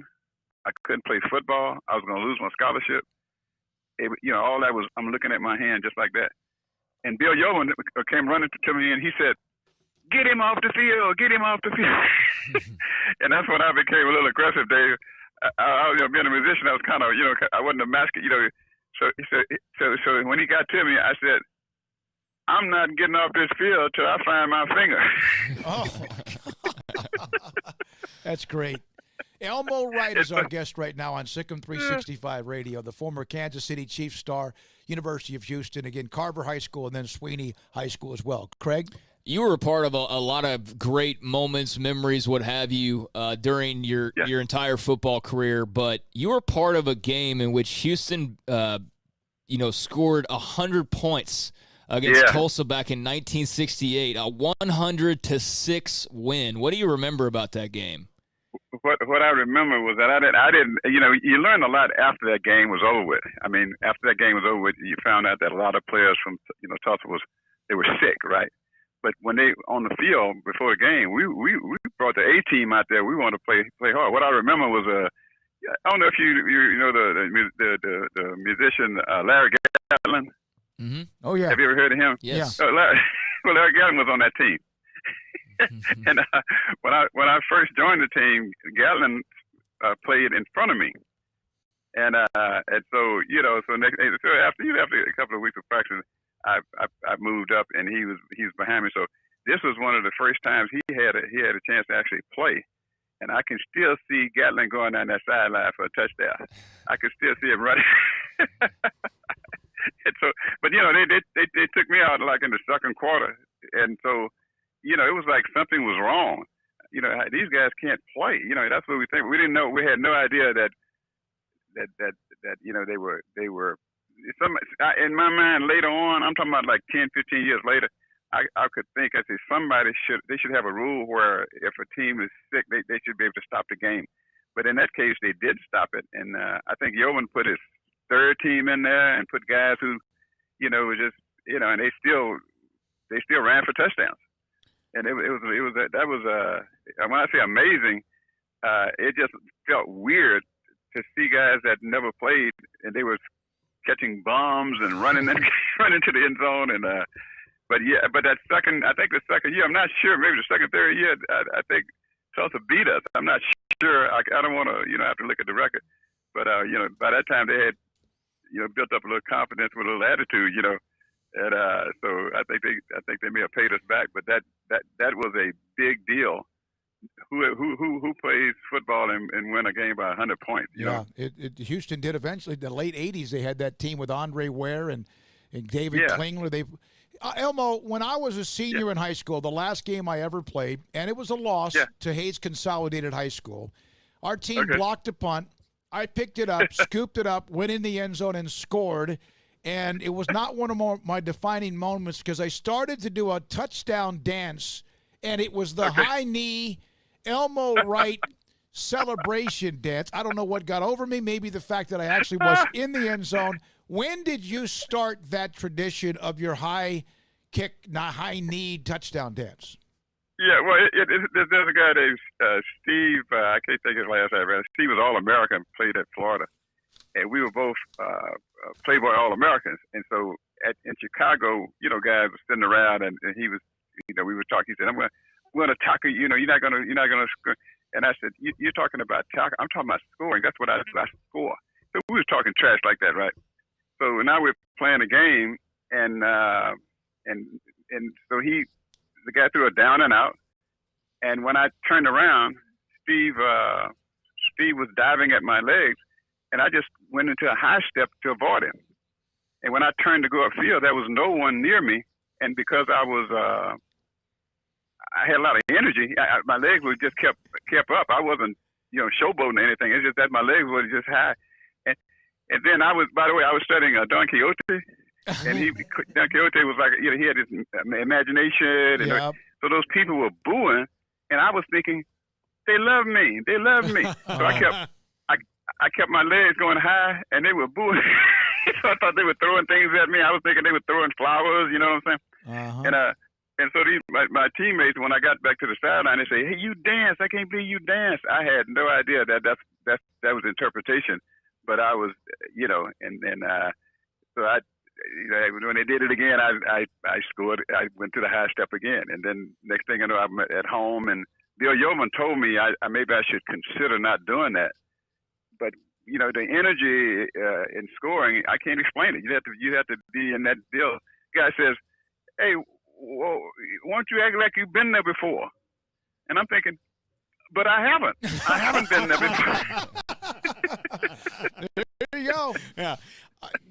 You played for the legendary Hank Stram, who I love watching the old NFL films where they had him mic'd up. What was he like as a coach, and especially that magical Super Bowl year that you guys went? Well, I got there the year after he won the Super Bowl, but Hank was special. When I was drafted in the first round, right? So when I first met him, he said, "Do you have any place that you're gonna go get something to eat?" I said, "No, I just got to town. I have nowhere to go." He said, "Well, I'll take you home." And it turned out I was the first player that he had ever taken home. Even during that draft situation, like I had no idea I was the first, but that's what he was. But he I met his family, met his young kids, and then when everything was over with, and Hank was out of the game and he was doing some announcing, every time he would come to Houston, he would call me. That's the kind of guy he was. I mean, and I know his son right now. One of his sons would call me. Still, I feel like I'm part of his deal. And he was different. Now Hank Stram was different. He's a smart guy, and then you didn't want to make him upset or disappoint. You didn't want to disappoint him. That's kind of the way I saw it. And no, he's a great guy, great family, and it's a perfect team to start the career off with. That's all I can say about that. Elmo, did that mean something to you to see them win the Super Bowl last year? Well, you got to. I was kind of a political guy. These guys, Texans, right? You cannot support. You cannot be here in Houston and not support the Texans. And I didn't know any player on the team that won that Super Bowl. But what I could see was it was it was in Kansas City.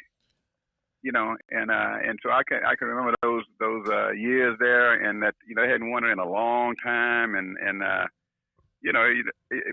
when I leave and travel, I tell people, I always came back to Houston because I love Houston. It's where I am. This is my town, But Kansas City, at the same time, those guys can play. That's the other thing. they had a pretty good team. You know what I'm saying? Mm-hmm. And but I don't know any of the players, and so the connection is not there. Although people ask me about the quarterback, how does he compare to Len Dawson? And I said, Len Dawson had won the Super Bowl the year before I got there. So, Len Dawson's in the Hall of Fame. So I mean, I'm just saying, that was a great team that I was a part of. And but the only way I can explain it now these days is that I look at these young guys, man, and what I hope for, number one, I hope they don't get hurt, right? And then secondly, you hope that they have dreams that they can make happen. And because a lot of times people ask me about the dance in the end zone, I would say, I would mean it too. I say your end zone may be different than mine. Your end zone right now, Dave. You guys, your end zone right now is where you are right now. Mm-hmm. And you when you can score, you feel good. And that's kind of what you're trying to do. You're trying to score. And so I tell people, I ask, what is your goal, and what would make you dance? What would make you celebrate? What kind of goal do you have that would just drive you? Well, that was what I did when I danced in the end zone. I knew that my job was to get the ball, take it in the end zone. Once I got in the end zone, there was nothing else that could match that, and I was real happy. And I'd like to pass that on to anybody who, if you're operating without a goal, something that would make you want to celebrate. Tell them, give me a call, Dave. I help them out. I will pass along. We have about a minute or two left, and we have another guest, Baylor's AD, coming up in Mack Rhoades. Baylor's about to play Houston. It's the first time they've met since '95 when it was the Southwest Conference. You're one of the names I think about, but someone just asked me on the text line, who would win a foot race between you and Warren McVay? Oh, man, that's not even close. Warren would win hands down because he was a trackster. He ran track when I think he was in high school. I'm trying to think. I weighed about 205. Warren weighed about 100, maybe 175, something like that. Okay. And, so he had the speed. But the thing that Warren has some issues, in his career the whole bit. But I try to leave this with by Warren. My first year, my first semester, first week, my brother was killed in a car accident, and at where I was going to University of Houston. And Bill Yeoman put me in a room with Warren McVay, and who was by that time an All-American, also Paul Gibson. And they behaved like the brother that I had just lost. I just, no matter what happened, Warren McVay in my mind is like a brother. I owe him so much because he he filled a void that you'd have to go through that to understand what it meant. And so Warren, in my opinion, when he ran, people stood up in the stadium. I mean, you just imagine as soon as they hand him the ball, everybody in the stadium stood up to see what he's going to do. That's how much speed, how much suave, the moves. That's what that was Warren McVay. You understand? Even to today, you mentioned. I immediately go back to what he meant to me when I lost my brother, and it was just he's the man. Yeah, as far as I'm concerned. Yeah. And so were you. I appreciate you yesterday calling me back. We'll try to maybe get you back on again sometime during football season. We appreciate you so much. Love the stories from the band to the football to the band director. That was horrible, by the way, whatever he did. But you know what? You know what make me feel good? If you came to Houston, give me a call, man. Oh, I hope I get to, I hope we get to do that. I will do that. I want to sit down and have lunch with you or dinner. Elmo, thank you very much, so much for your time. That's college football All-American. He served 31 years, county commissioner's chief of staff. He's been retired for 14 years, and what a personality still to this day. Yeah, he was fantastic, and some great stories. Certainly would be great to have on again. You know, we've had a few guys like that where we talk to him and we're like, hey, that's not enough. We got to get him on again. So I think he's definitely part of that list. I do have a Pac-12 just note whenever you want to get to that at some point, because I know we had a question about that earlier. Well, I know, but we got Mack Rhoades. But go real quick. So whenever you want to get to that, we can get to the Pac-12 note. Up next, Mack Rhoades, Baylor's Director of Athletics. This is Sikkim 365 Radio. How did Edward Jones become one of the biggest financial service companies in the world? By not acting that way. Financial strategies, one-on-one advice, it's a big difference. And that's why Brad Wilson, your Edward Jones financial advisor, makes sense of investing. Experience the difference for yourself. Brad Wilson, 250 Sharon Drive in Woodway, 254-776-4337. Edward Jones, member SIPC.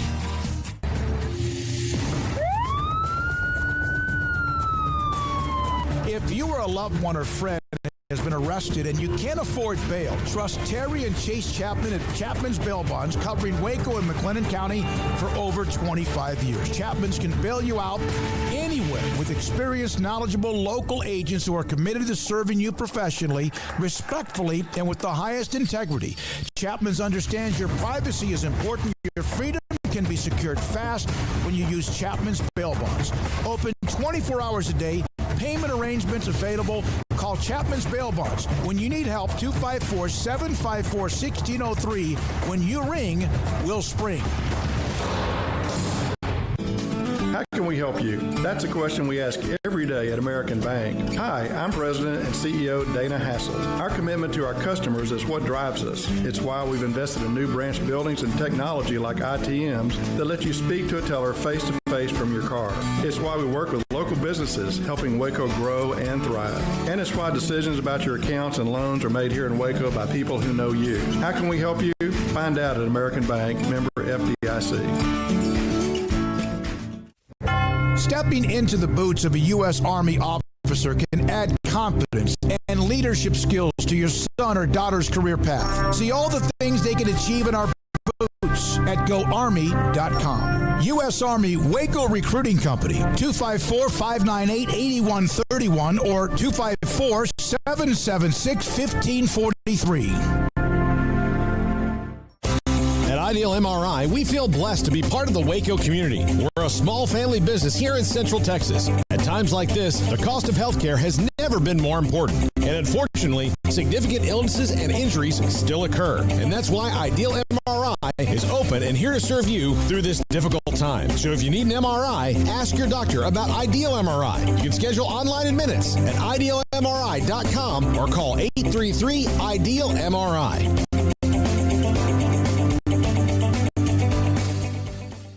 Boozers is the wedding ring store and more. If you're ready to get engaged or already married and want to upgrade your wife's ring for a special anniversary, Boozers is the place to go. With the largest selection of premier quality diamond engagement rings and wedding rings in Central Texas. They have 7 cases with over 300 styles of rings from top designers like Natalie Kay. Choose from yellow, white, or rose gold, plus beautiful top quality loose diamonds. With an in-house jewelry, they can also custom make anything you want. Bring in a picture or drawing and let Boozers create your one-of-a-kind pendant or ring. They can even use some of your old gold and diamond jewelry to create something new.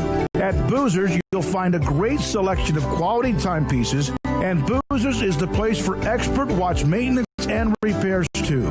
They specialize in expert Rolex watch repair for fine jewelry, watches, custom work, and more. Go to Boozers on Valley Mills and Lake Air Drive in Waco.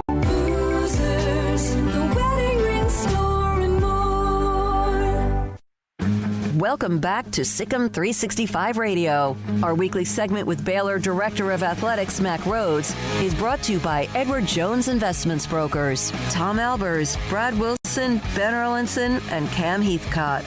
Edward Jones, making sense of investing. Handful of things to get to. Baylor's AD, Mack Rhoades, Director of Athletics, with Craig Smoke, Paul Catalina, David Smoke on Sikkim 365 Radio, and I know you still have so much on your plate. Good afternoon. How relieved were you when you finally got the game with La Tech canceled, the game with Houston solidified?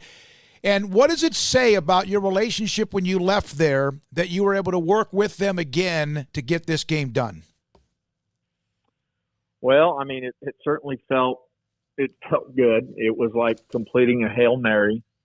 That's what I would equate it to. And, I'm grateful that there's still at least a few people there that like me and that we have a positive relationship.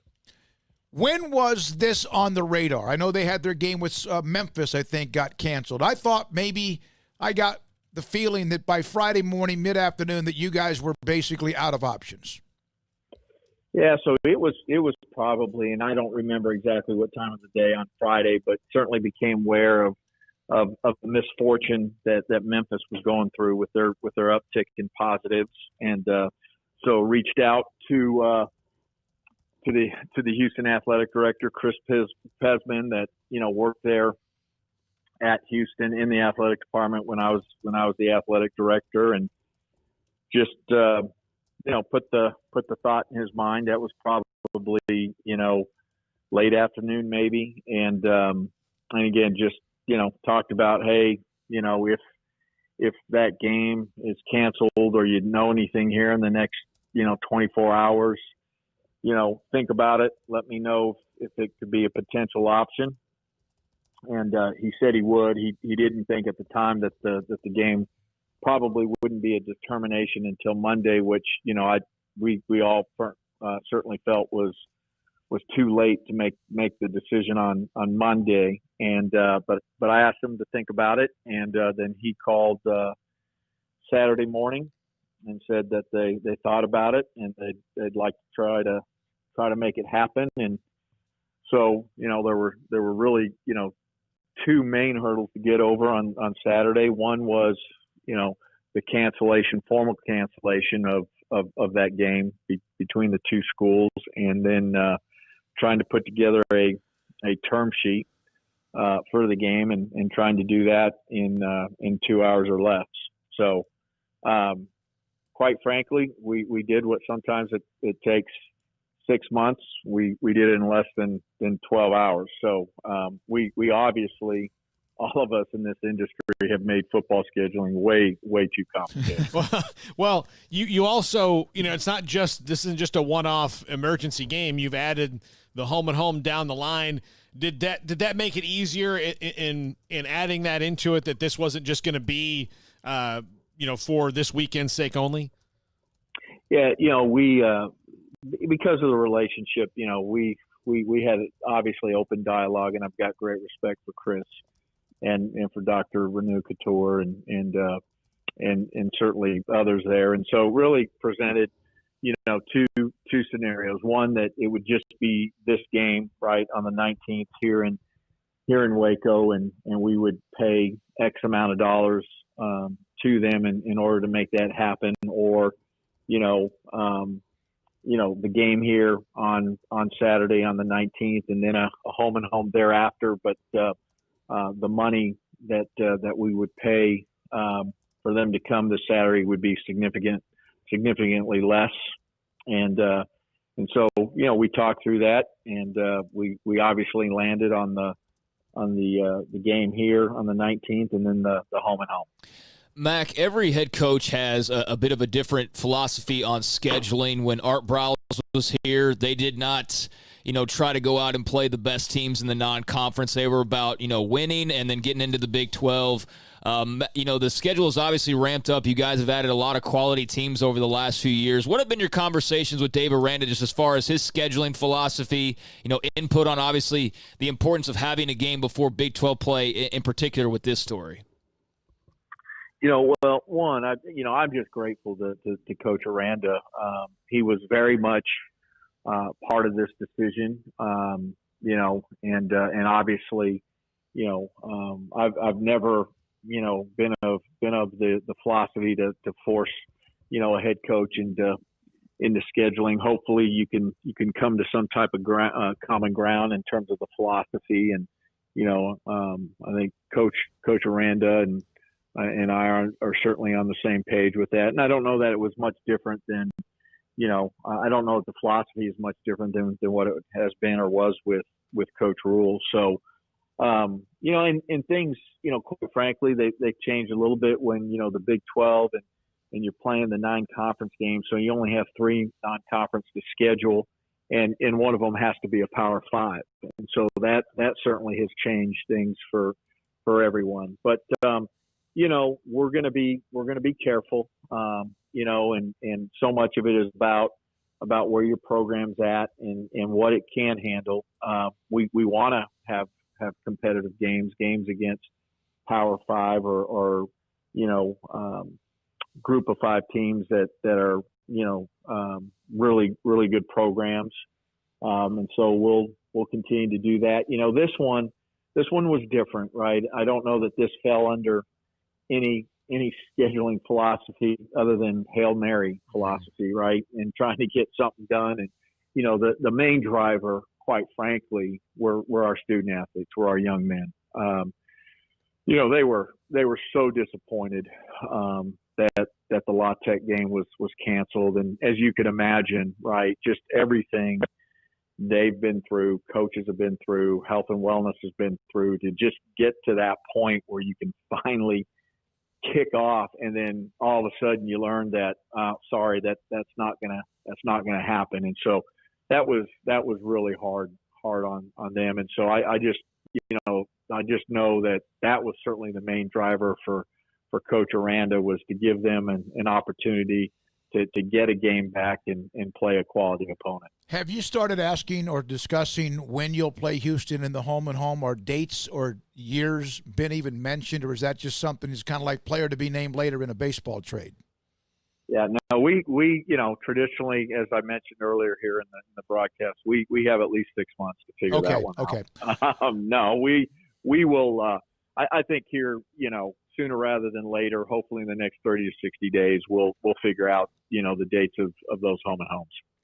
All right. I have to ask you, there was the story in the newspaper about some former players and even some current players in an apartment complex that allegedly was trashed. I know there hasn't been comment, at least I don't know of. I didn't hear about it until yesterday evening. Where do you stand, and how disappointed are you that this is even a story?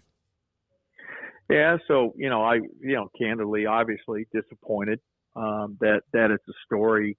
But, disappointed in certainly, the actions of the student athletes, right? I think that the landowner or the apartment owner, which, Judge Harris, he's a quality individual, and I had an opportunity to speak with him on the phone, sent him an email, and then the following day we spoke. This, I think, was last Friday. I responded to his email and then spoke with him on Saturday the 5th, and we talked through it. Coach Aranda had an opportunity to visit with him and two of the student athletes. Actually got on the phone with Judge yesterday to talk through and work through and agree upon what damage they were responsible for. And I think the article certainly painted a broad stroke of all of the damage. And again, because I wasn't part of that conversation, and really, that's up to Judge Harris and the student athletes to work out a resolution. I don't know exactly where they landed, but I don't know that they were. I don't think they were responsible for all of that damage. But hopefully they've worked through a resolution. I believe they have. It's a lesson learned for our student athletes, and we expect more, and that's probably bottom line. We expect more, and I was disappointed.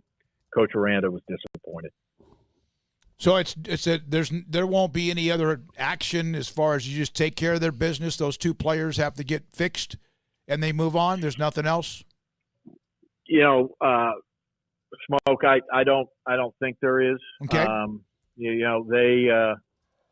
They I think and again, I think Coach Aranda certainly believes that they're handling it appropriately, and we'll see what transpires over the next probably several days, maybe week, to see how they handle that, right? Mm-hmm. We certainly have instructed Judge Harris to handle it like he would with any tenant, and it'll be those student athletes' responsibility to take care of whatever that resolution is, and we'll expect that. And if that doesn't happen, then we'll have to have further discussion. Okay. Thanks for being honest about it. And as you always have been transparent on things. Mack Rhoades, Baylor Director of Athletics, with us at Sikkim 365 Radio. Mack, with everything you guys have that's going on this year, the games differently, what do you what's the best thing to tell fans about what to expect for the ones who are coming to the game about the game day experience this year? Oh man, Paul, that's a great question. And I just think it's going to be different.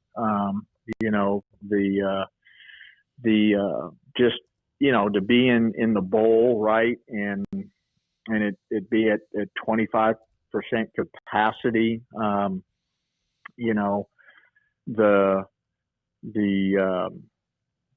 Just that environment is certainly going to be way different, right? We are going to have manufactured crowd noise to play at a certain decibel level. The band will be in the stands playing during the game.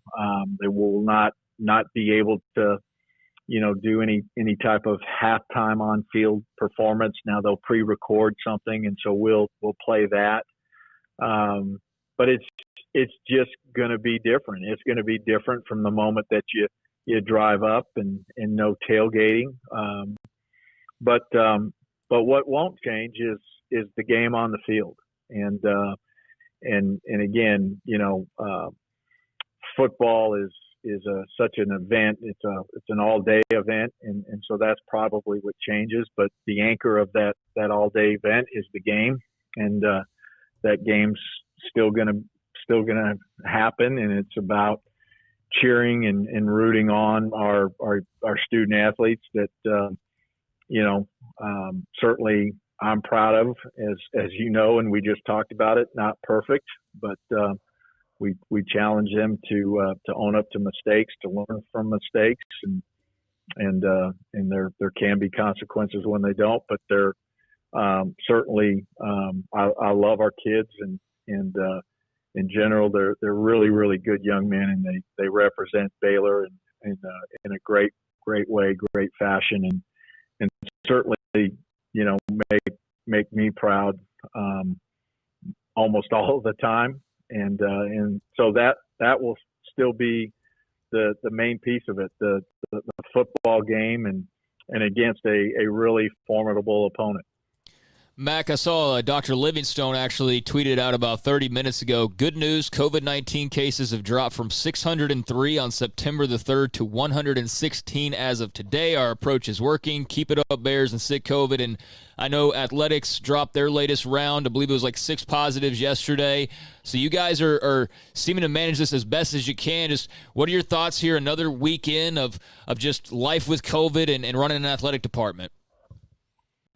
Yeah, it's it's starting to become the new norm, and I don't know that that's a positive, but we seem to be managing it relatively well.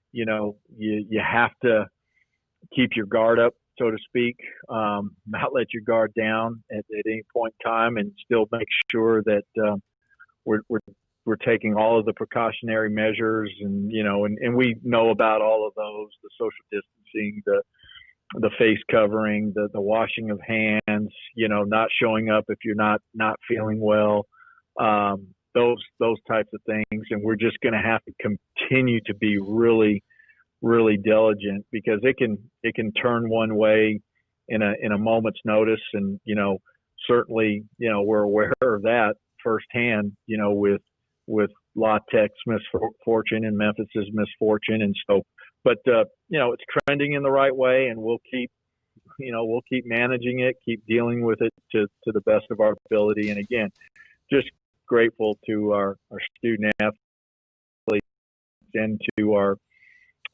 health and wellness team and coaches, because they've taken it seriously. And, again, I think they'll continue to do that. Mac, last question on the game, the crowd noise. There's going to be 5%.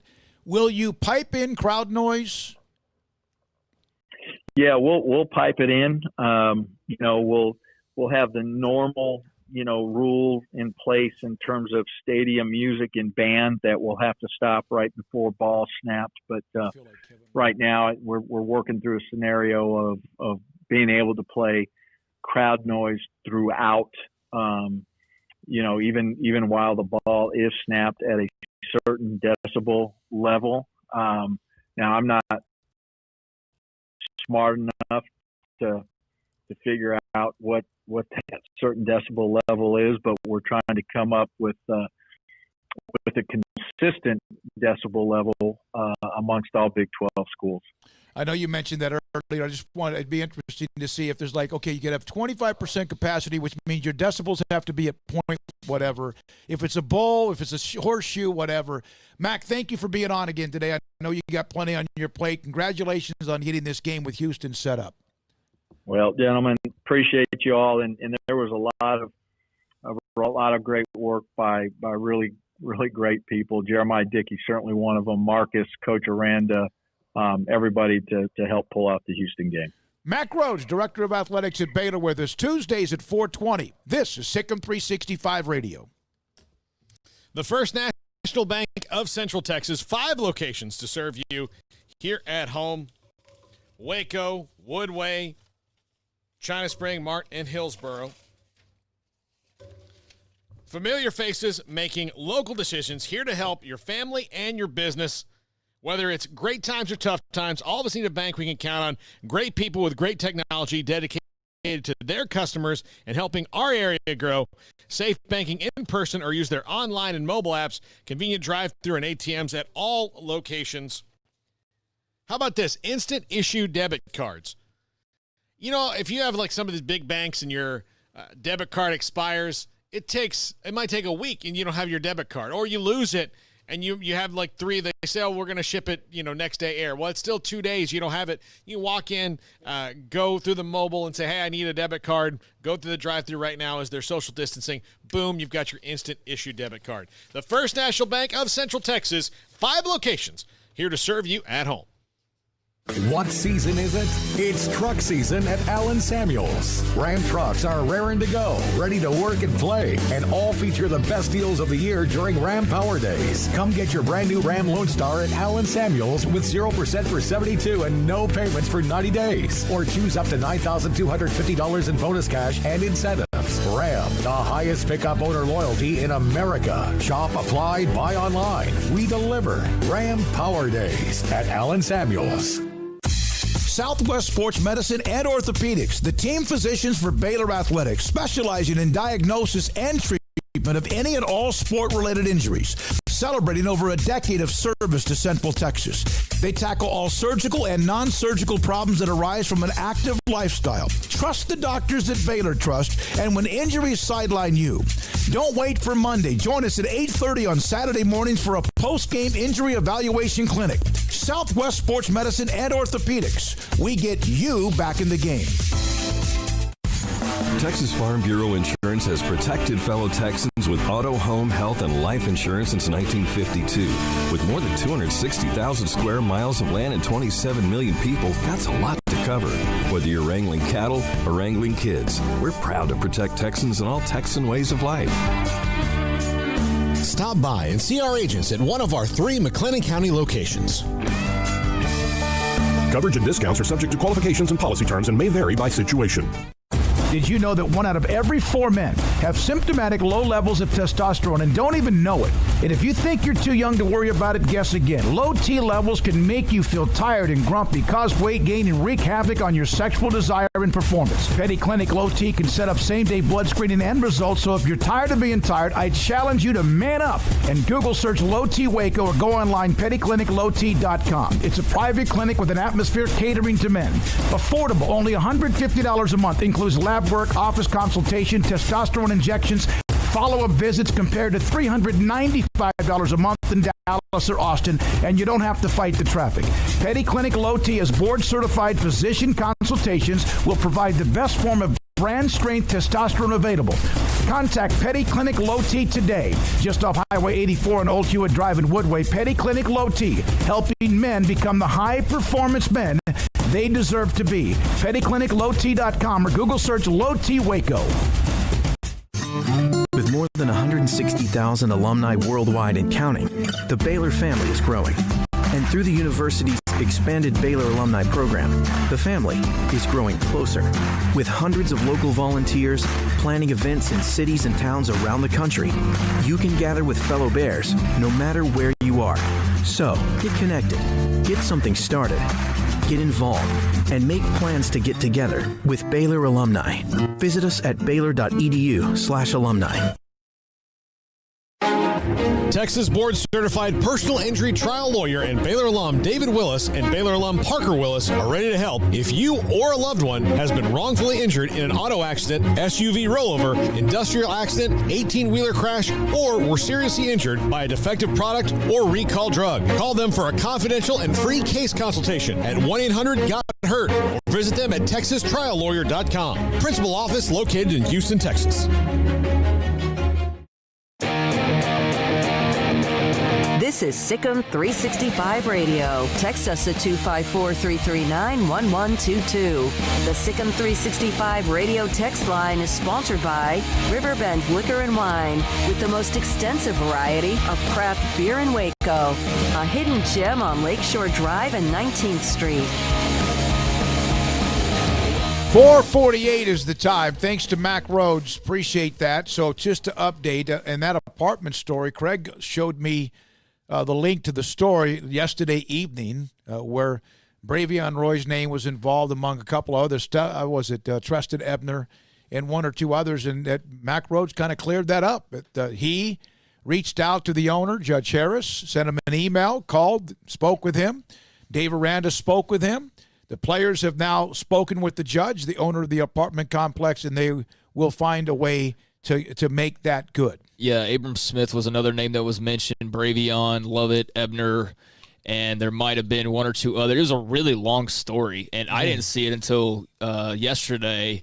And I guess it was because there was one – I don't even know if there was actually a link sent out by even the Waco Trib. It was on their site. It was just that, like, they didn't spam it out everywhere like they do with some stories. So a lot of people might not have seen it. I caught it because of the greatness of Sikkim365.com. Somebody had mentioned it in the forums, and I was like, what is this about? So I went and looked it up, and I read through the whole thing. It was a long read, but, you can save yourself the trouble, I suppose. Just know that there were some damages to their apartments, and, the rent was back due, and I'm sure that COVID plays a little bit of a role in this just because not every player's just been on campus, regularly doing their thing, but that's not an excuse in any way. So it's good to know that it's been addressed. It's out there, and it's being handled as well. So that's all you can really do, and hopefully these guys take care of their business and learn a lesson from this. I didn't get a chance to ask him. I don't know if you guys heard this or not, but Tommy McClellan, the AD at La Tech, is leaving. He helped get them a game with Brigham Young, but he's leaving to go have some role at Vanderbilt. So that was kind of like one of his last acts. I saw our good friend that covers them, Carlos? That gave us Luis that gave us part of the information. Corey Diaz that gave us the information last week a couple of times. I do have one note on this Houston game, and then I can go to the Pac-12 stuff whenever you want to when we have time. But I did this out of curiosity last night with Houston playing at McLean this Saturday. It got me to thinking, what D1 Texas schools have yet to play at McLean Stadium? Given we're going to go ahead and count Houston gets to play on Saturday. So that leaves only a handful of teams. I mean, Rice has been here. SMU was like the very first game, right? That was the first ever game at McLean. TCU, of course, in Texas, and Texas Tech last year. UTSA's been through. So that leaves, if you count Houston, that leaves North Texas, Texas State, UTEP, and Texas A&M as the only 4 D1 schools in Texas that will not have played a game yet at McLean Stadium. I would put the lowest odds on coming through here on the last one you mentioned. Which should be the best odds, though. I know. Like that, they should make that happen, Texas A&M and Baylor. Like, I think that would be brilliant. When Texas and A&M eventually play again, that's going to be such a big deal. And Baylor A&M wouldn't be on that level, but I think if you went ahead and beat them to the punch and just be like, hey, we'll be the first one to do it, and like, hey, Let's open the doors. I think it would be great. It would get a lot of attention. Probably be 2 pretty good teams playing. But, yeah, you're right. That's probably the lowest of the odds of those 4. UTEP right now, I mean, that's scheduling a win. Texas State, that'd be kind of typical of some of your other games. North Texas, whatever. But, yeah, A&M would be a lot of fun. And we know that that's just a tug of war. But Baylor and A&M, that was a one-sided series, like A&M in Texas, with UT dominating that series. But it still was a rivalry, no matter which side looked at it, just because of the regionality. You're 80 miles from each place. And I've got another thing on the schedule, if you don't mind. Baylor now has added these 2 extra games with Houston, right? Future games that have not been decided when they will be played. So you might be wondering of when that could happen. Well, next year they're all booked up. They've got Texas State in San Marcos, Texas Southern, and BYU. Then in 2022, they're all booked up. They've got the return game against La Tech. They're at BYU, and then they will play Texas State. So that will be another team that's off that list here in 2 years. So you can go ahead and just leave it at 3 teams here pretty soon. 2023, they'll play Texas State again. Then they start that series with Utah, and they'll have Louisiana Tech. And then in 2024, that's the first open year where they have a couple of games that have not yet been decided. So that might be a good place to place La Tech, would be in 2024, because as of right now, they've only got the return game at Utah scheduled. And then 25-26, they've got the Auburn series, 27-28, the Oregon series. La Tech or Houston? La Tech. Oh, yeah, that's right. Yeah. They got to play La Tech. So the La Tech games are on the schedule. Excuse me. So you're right, Houston. So they could potentially, at the earliest they could do it would be 2024. They'd have Houston and Utah as a part of their non-conference. And if they did the final return game, 2025 would be Auburn and Houston in a non-conference. So either way, that's 2 pretty good teams. And I didn't realize this when I was putting that list together, but as I was going over this, Texas State will be off that list here pretty soon, and North Texas is scheduled, so they will be off that list by 2029, so a little bit far, or 2028, excuse me. So that will leave, just A&M. And also North Texas, I believe, is the only 2 schools by the end of the decade that will not have played at McLean. UNT is something that I think there was even just some discussion about them during this time when they were looking for a game. But in UTEP. Yeah, in UTEP, of course. That's interesting. They have not played. UTEP tied in. They play Tech. Region, I say regionality. It's a long way from both those places, but also at the same time with what's happening with the fact that UT in the system playing UTEP as well. Incarnate Word's a team you wonder if they'll go back to getting them back on the schedule because that was going to be a game. And remember when that game was first released, it was like, what the hell? Because that was when that's when they had those kind of games. But they've changed their non-conference schedule quite a bit. And there's a chance at about 2:30 or 3 you're going to go, damn. Because Houston can go now. I just saw a defensive coordinator at Houston make a comment. Joseph Duarte had this on Twitter.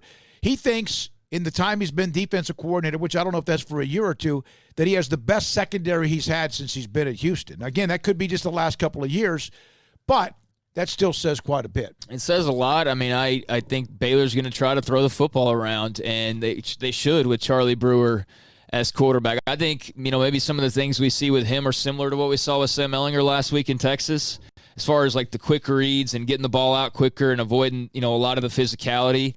But this is an offense that's going to be suited to Charlie Brewer's strengths, and he's got a good wide receiving core. He's got a good group of running backs. The offensive line should be improved, but there's no doubt it's going to be a test for Tyquan Thornton and R.J. Sneed and Gavin Holmes, and the list goes on. So they've got weapons, and this will be a great opportunity against the best secondary that this Houston coach has ever had to go out and prove themselves. When we come back, the 5 o'clock hour is booked. David Hellman, DallasCowboys.com. Craig Ludwig, former Stars defenseman, as they're in the Stanley Cup Finals, and John McClain. This is Sikkim 365 Radio. Richard Carr, Buick GMC Cadillac, the kickoff savings event continues on. All 2020 vehicles on their lot are priced to move now. If you want the best truck, well, you want a GMC. During Richard Carr's kickoff savings event, qualified buyers will score huge savings like $8,000 off on a 2020 GMC Sierra, or you can save $6,000 on the roomy 3-row 2020 GMC Acadia. Full of room and full of luxury, all 2023 row Buick Enclaves are $8,000 off. And if you're ready to step up to ultimate luxury and style, we'll let Richard Carr bring the Cadillac experience to you. You can drive one of the exhilarating Cadillac SUVs like the 2020 XT4, XT5, or the 7-passenger Cadillac XT6 and get yours starting today at only $35,900 at Richard Carr Cadillac, or you can also find one of the best sedan values on the market with the exhilarating 2020 Cadillac CT4 starting at $32,995. Big selection, great prices, and free oil changes come with a new purchase along with VIP priority warranty service. Richard Carr Motors stands by to support all their customers with award-winning service because they are the people you can count on. A local family dealer run by Baylor Bear alumni. They just want the chance to earn your business, so stop by their daily disinfected showroom and see their safety-focused staff, or they can bring the test drive to your home because your comfort and safety, again, is Richard Carr's first priority. Find them online at richardcarr.com or go check them out in person in that daily disinfected showroom with that safety-focused staff and all those great deals with the kickoff savings event. Highway 6, the Imperial exit. It's the heat of the summer, but the real heat is what you're cooking on the grill, smoker, or in the oven. So Waco Custom Marketplace can be your go-to playmaker for summertime grilling. You can't go eat anywhere else? Be your own chef with custom-ordered and cut ribeyes, sirloins, fillets, New York strips with a focus on high-quality beef at a competitive price. Waco Custom Marketplace also has fresh deli cuts with sliced turkey, ham, pepperoni, or corned beef. Waco Custom Marketplace also your home for the freshest seafood in town. Salmon, shrimp, mahi-mahi, great priced chicken products, whole birds, tenders, chicken breast, and wings. Waco Custom Marketplace with smoked items unique to Waco, house-made bacon, summer sausage, boudin, hot links, and German sausage. Every seasoning for every occasion, grilling, baking, or frying. Your hometown grocery store with canned goods, pasta, fresh baked bread, buns, chips, sauce, condiments to pickles, charcoal and lighter fluid, cold beer and wine, best kolaches in Waco, mouth-watering cinnamon rolls, and here for the community every single day, helping you avoid the long lines in crowded stores, serving quality products to the Waco community. Go online for the weekly value boxes. Family owned and operated Waco Custom Marketplace, 425 Lakeview Drive in Waco, or WacoCustomMarketplace.com. One size fits all. That may be all right for an adjustable belt or cheap sunglasses, but when it comes to your financial needs, no one wants a one-size-fits-all strategy. Cam Heathcott, your Edward Jones financial advisor, knows that his most important goals are yours. That's why he takes the time to understand your needs. Knowing you, that's how Edward Jones makes sense of investing. Cam Heathcott, covering Conroe and Houston, 936-756-7717 or cam.heathcott@edwardjones.com. Edward Jones, member SIPC. In the market for a quality metal building? Since 1943, Pioneer Steel and Pipe has helped Central Texas residential and commercial customers with metal building design, panel options, building components, and trim options. Pioneer Steel and Pipe's residential line is energy efficient, offers low maintenance, reduces insurance payments, is impact resistant, and carries up to a 45-year limited warranty. In addition, they can also help you find a metal building contractor for your project. Pioneer Steel and Pipe with locations in Waco and Bryan and at pioneersboys.com.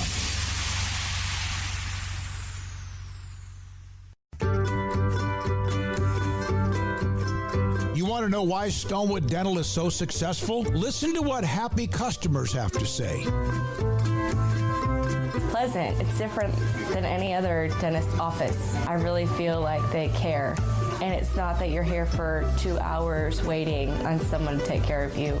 It's quick and easy, and I bring my kids, and my kids love being here too. They really love the treasure box. Staff is really nice and accommodating, real friendly. You feel more like home. It's not sterile looking. Everybody has their own personalized rooms with decorations and decor, and they'll even have a blanket for you when it's cold. I've recommended people to actually come here, and they are patients now. I really love it here. It feels like family. Learn more, stonewood-dental.com.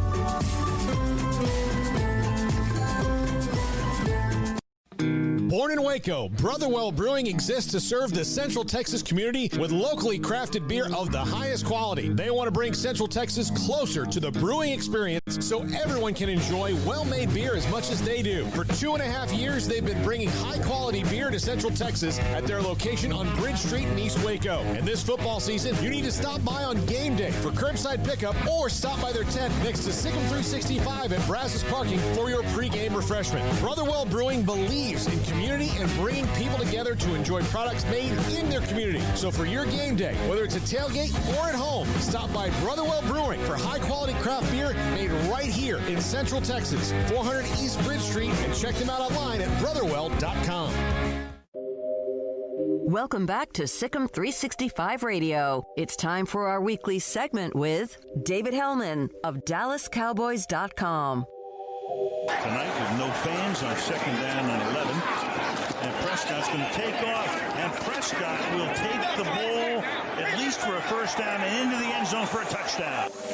The 5 o'clock hour is sponsored by Edward Jones Investments with financial advisor Brad Wilson. Investing his time and experience back to you and your money during today's changing times. Edward Jones, making sense of investing. Here's David Smoke, Paul Catalina, and Craig Smoke. Oh, I think I called the wrong guy. Who do you have? I have Machota. You definitely did. I did. Hey, John, we're supposed to have Hellman right now. I jumped the gun on you for a day. I thought you were calling to complain about Florida State. So I was like, okay. We can do that. Well, we can do that. Yeah. We will actually start that off. Paul. I just said Machota. I put him in the recording here. I'm embarrassed. It's like me asking Mack Rhoades about piping and noise twice. It's a rough day for both of us. All right, hold on. John, we'll talk to you in 24 hours. All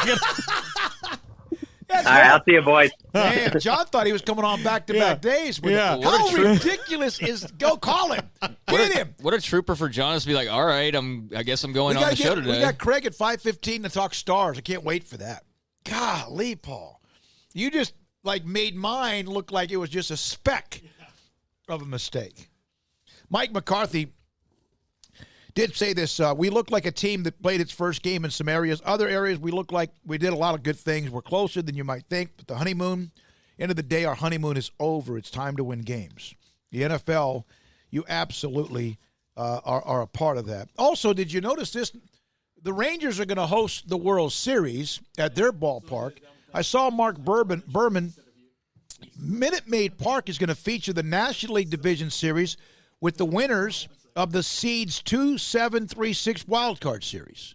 So baseball postseason in Texas is a big deal, both in Arlington and in Houston. And Houston's got to do some work to make sure they get in. The Rangers are out of it. David Hellman joins us, DallasCowboys.com. So, David, there's obviously Kellen Moore calls the plays. Mike McCarthy's done that most of his life.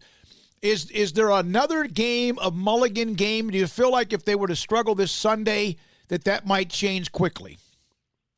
Oh, wow. Man, the honeymoon really is over. That's a really good question. I mean, obviously, 17 points is not going to get it done with the talent that's on this offense. And, that's going to be the Cowboys' blueprint for success is scoring points. I think, unless it's just a nightmare, especially Atlanta's defense doesn't seem to be too strong, unless it's some kind of nightmare where they're scoring between 3 and 14 points. I think even another pedestrian performance, I don't think they would pull the trigger that quickly, because it's not like they were terrible on offense. I mean, they got yards. Dak threw for nearly 300. Zeke ran for 100. They had success. They just couldn't translate it into points. So I would be surprised if they pulled the trigger that quickly. Well, there was a lot of bad news that came out of that game that wasn't the loss, namely Leighton Vander Esch, 6 to 8 weeks, and it's not like they have somebody ready to just replace him and step up right away. But maybe even worse is Blake Jarwin out for the season, and he was poised, in this new offense and all these other things to maybe break out. He's done. What do the Cowboys do about first Jarwin in that position and then Leighton Vander Esch for at least 6 weeks? Yeah, I'll start with Vander Esch because it sounds dumb because, Vander Esch is the one that's been an all-pro and he's been to the Pro Bowl, but I just think they're better equipped to deal with that. Whether it's Joe Thomas, who has started plenty of games in this league, Luke Gifford, who was inactive but can be active this week, and then they've got, Francis Bernard on the practice squad, and Sean Lee theoretically can come back from IR in the next 2 or 3 weeks. So I'm not saying it's amazing, but they have guys who can fill that hole. Whereas Blake Jarwin, I know, he's never been a full starter. He's obviously never been to a Pro Bowl. It sounds silly to say, but that's the bigger loss for me because the options behind him are hardly inspiring. I mean, you saw what Dalton Schultz did in his absence on Sunday night. It wasn't very inspiring. And then the guys behind him have even less experience. So, whether they look outside the roster or hope for the best with the guys they have, it seems too early to say. I know, it doesn't look like they're going to sign anybody important between now and Sunday.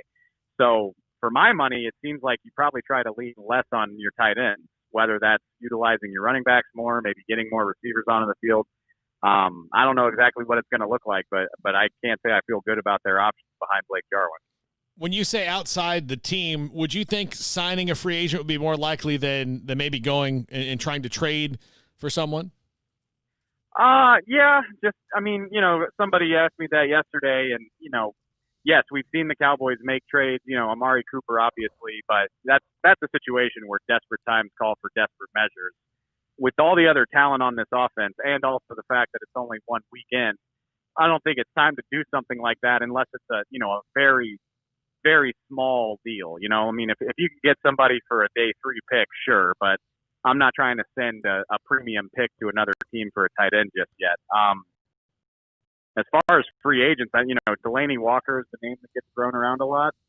I haven't heard anything that the Cowboys have interest in that, but again, results have a way of dictating your attitude about that. So we'll see how they look without Blake in the lineup on Sunday. If the problems continue, then the team's attitude has a way of changing pretty quickly. David, this team heading into last weekend was pretty loaded for bear talent-wise, but if there were some concerns, offensive line was among those. What were your observations and takeaways from watching that group this past weekend? It's annoying because I keep saying this. Tuesday is typically the day that I try to sit down with NFL Game Pass and watch the actual game tape. Last time I checked, it's not up yet. I guess the NFL is still working through some kinks, so I haven't had a chance to see anything other than TV copy. I definitely don't think Terrence Steele was great. I saw, Pro Football Focus, I think, graded him as the second lowest rated tackle in week 1, which, makes sense for an undrafted rookie starting his first NFL game. But that said, I don't think his play compromised the Cowboys to the point where they couldn't run their offense. Dak got sacked 3 times. The protection wasn't always amazing, but I keep saying this is when you have that Chaz Green performance from 2017 to compare things to, it's hard to go anywhere but up from there. So, yeah, I mean, it certainly stands to get a lot better. And, I'm sure the Cowboys are counting the days until Lyle Collins can come back, but I don't think it sunk their offense by any means. Your thoughts about there's so much, the expectations. CeeDee Lamb was the golden child, and he still will probably become a phenomenal player. But the expectations, the fact he's still a rookie. The fourth down play, that was an incredible play by the safety with the Rams. Is that something now more teams can do against the pick play, or is that just something that was unique and you'd never seen before? I've definitely seen it before. That was a hell of a play by Jordan Fuller. And, at the risk of sounding like an apologist, absolutely. Dalton Schultz could have run his pick another yard or so deeper to clear out space for CD. CD could have run his route to the sticks. And I'm sure that those were teaching points when the coach went over the game tape yesterday. But Jordan Fuller navigated around three bodies, a pick from a tight end and then 2 other defenders that were getting picked. He navigated around all of that, and then he got to the ball like a missile. And, CeeDee Lamb, I know he's not a big guy, but he had no forward momentum at all. I thought it was an amazing play. Having said that, I'm sure CD will keep in mind where the sticks are the next time something like that happens. David, the Falcons have that big, wide open I say big, wide open offense. They have big receivers like Julio Jones, and then Calvin Ridley had a huge week last week. What do you think the biggest challenge for the Cowboys will be this week? Will it be that secondary, or will it be, again, up front where they just weren't very good, especially up the middle this week? Oh, man. Well, geez. It all looked pretty bad, didn't it? The Rams did whatever they wanted on the ground, and they used their quick passing game to take advantage. I don't think the secondary got too exposed in the deep passing game. But at the same time, the Rams didn't really need to do that to make their offense hum. So, I don't love the idea of this Atlanta receiving core going up against these guys. But hopefully, I think Atlanta, and to be fair, I haven't had a chance to sit down and look at Atlanta, but I don't think that they will utilize the quick aspects of the offense quite the same way. I think Matt Ryan is a little bit more of a traditional quarterback, a traditional scheme. At least I hope so. Because I think the Cowboys' best chances of being a good defense this year are if their pass rush can get home. And obviously that wasn't the case on Sunday. And a lot of that's because the Rams didn't let it. I think their offense was designed to mitigate that. And I think the Cowboys have to find a way to work a way around that. Did they throw the ball to the running backs more than they have in the past? I'd have to go back and look, but really more so than that is they were basically using their receivers as outlets of the running game. And I think that's what smart offenses do. Robert Woods had 6 catches for 105 yards. Half of those catches came behind the line of scrimmage. You're talking about middle screens, swing passes, bubble screens. Like I said, not to let the pass rush off the hook, but Jared Goff was getting the ball out in 2 seconds or less the vast majority of the time he threw. To be perfectly frank with you, it's something I'd love to see the Cowboys do more of, especially while they're waiting for their right tackle to come back. Yeah. Thank you, David. Appreciate it as always. David Hellman with us on Tuesdays at 5, DallasCowboys.com. Coming up next, Stars are in the Stanley Cup Finals for the first time in 20 years, and they have had one setback or struggle, stretch, losing streak after another. We'll hear from Craig Ludwig. He is, of course, a former Dallas Stars defenseman and broadcast analyst. He's next on Sikkim 365 Radio.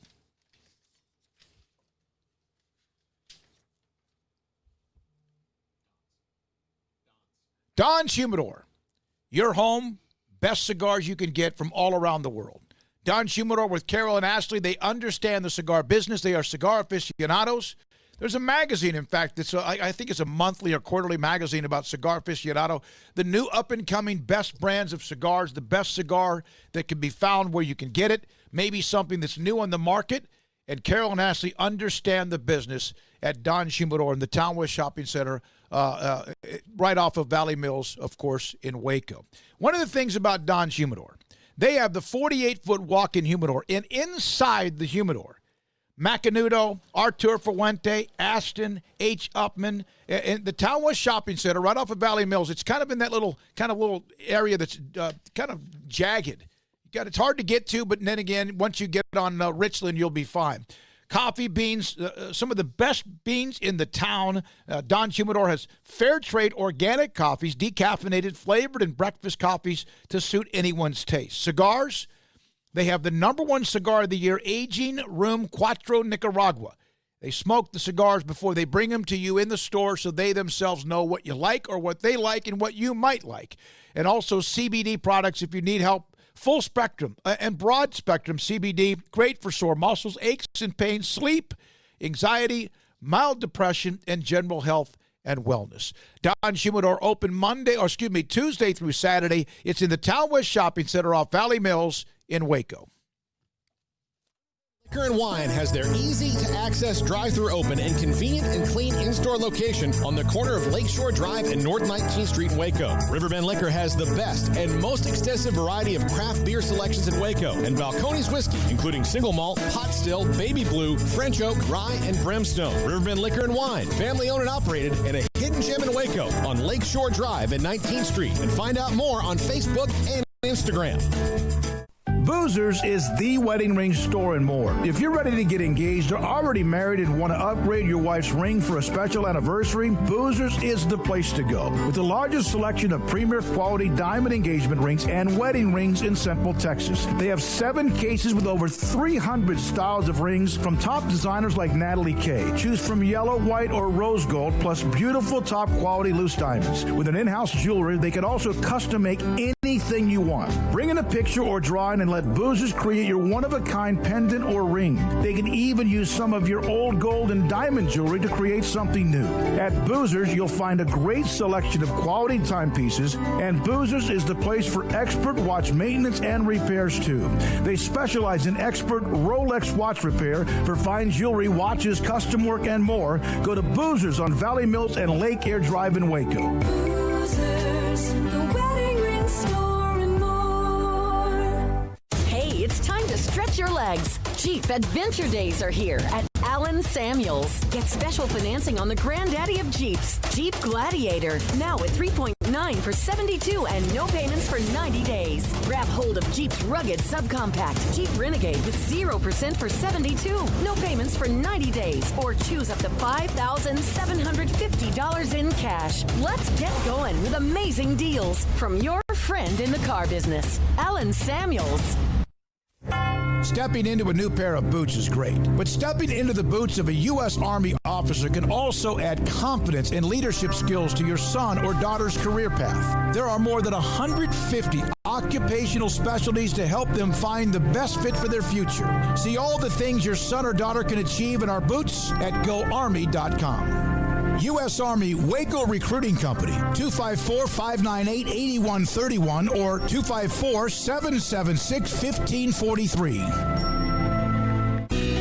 Let Camille Johnson Realtors guide you seamlessly through the process of buying your dream home or selling your current one. Commercial, farm and ranch, or residential, Camille Johnson Realtors can smoothly and successfully lead you through any transaction. With a team of 28 experienced agents who are excited about serving you, Camille Johnson Realtors services the entire greater Waco area. If you're in the market to buy or sell, contact Camille Johnson Realtors, 104 Midway Center in Woodway, or find them online at www.camillejohnson.com. Camille Johnson Realtors, elegant, charming, warm. Welcome home.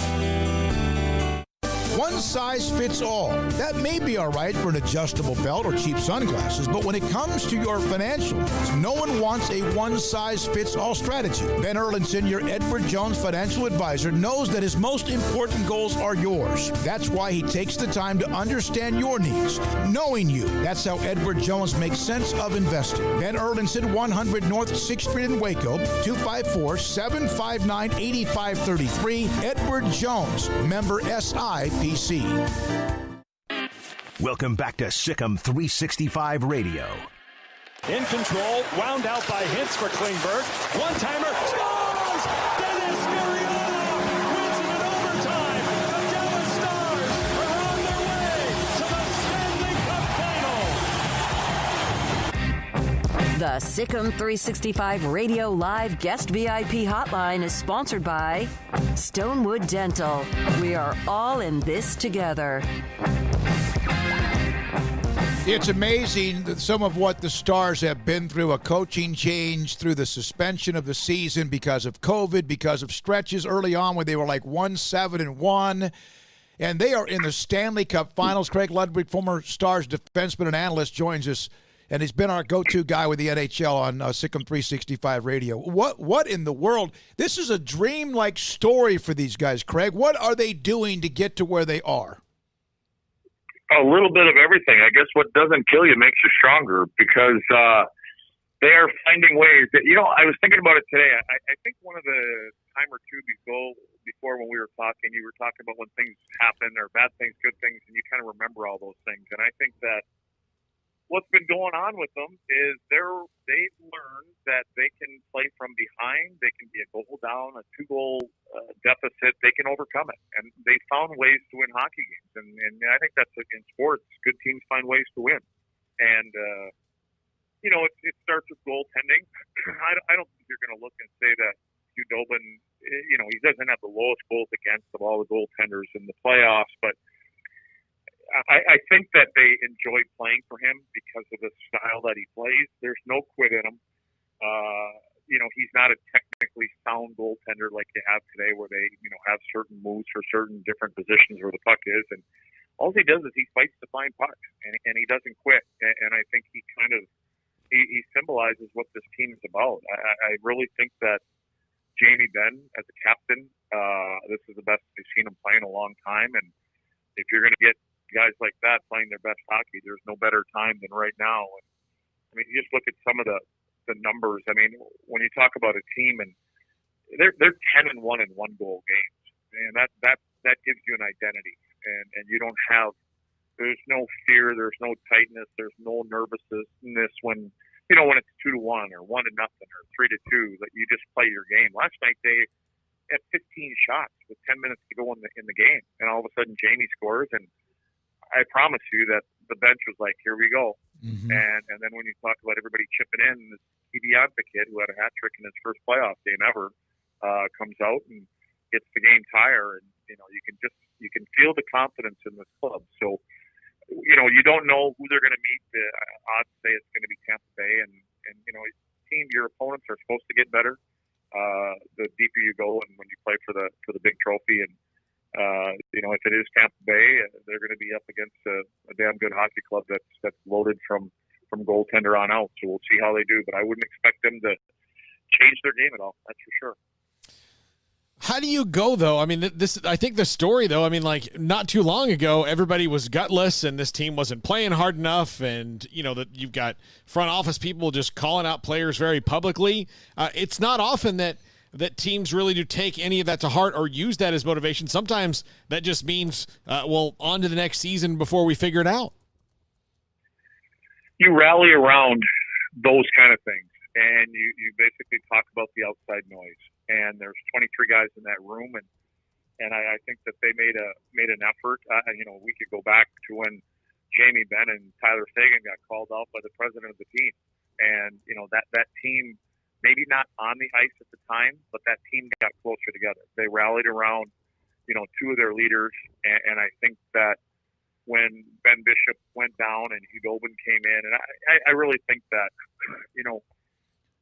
I don't know if you want to call him a backup goaltender, call him a 1B or 1A, whatever it may be, but those guys that don't play the majority of games as goaltenders, they're on the ice early, so players can take some extra shots. They stay on the ice late, so players can work on their one-timers.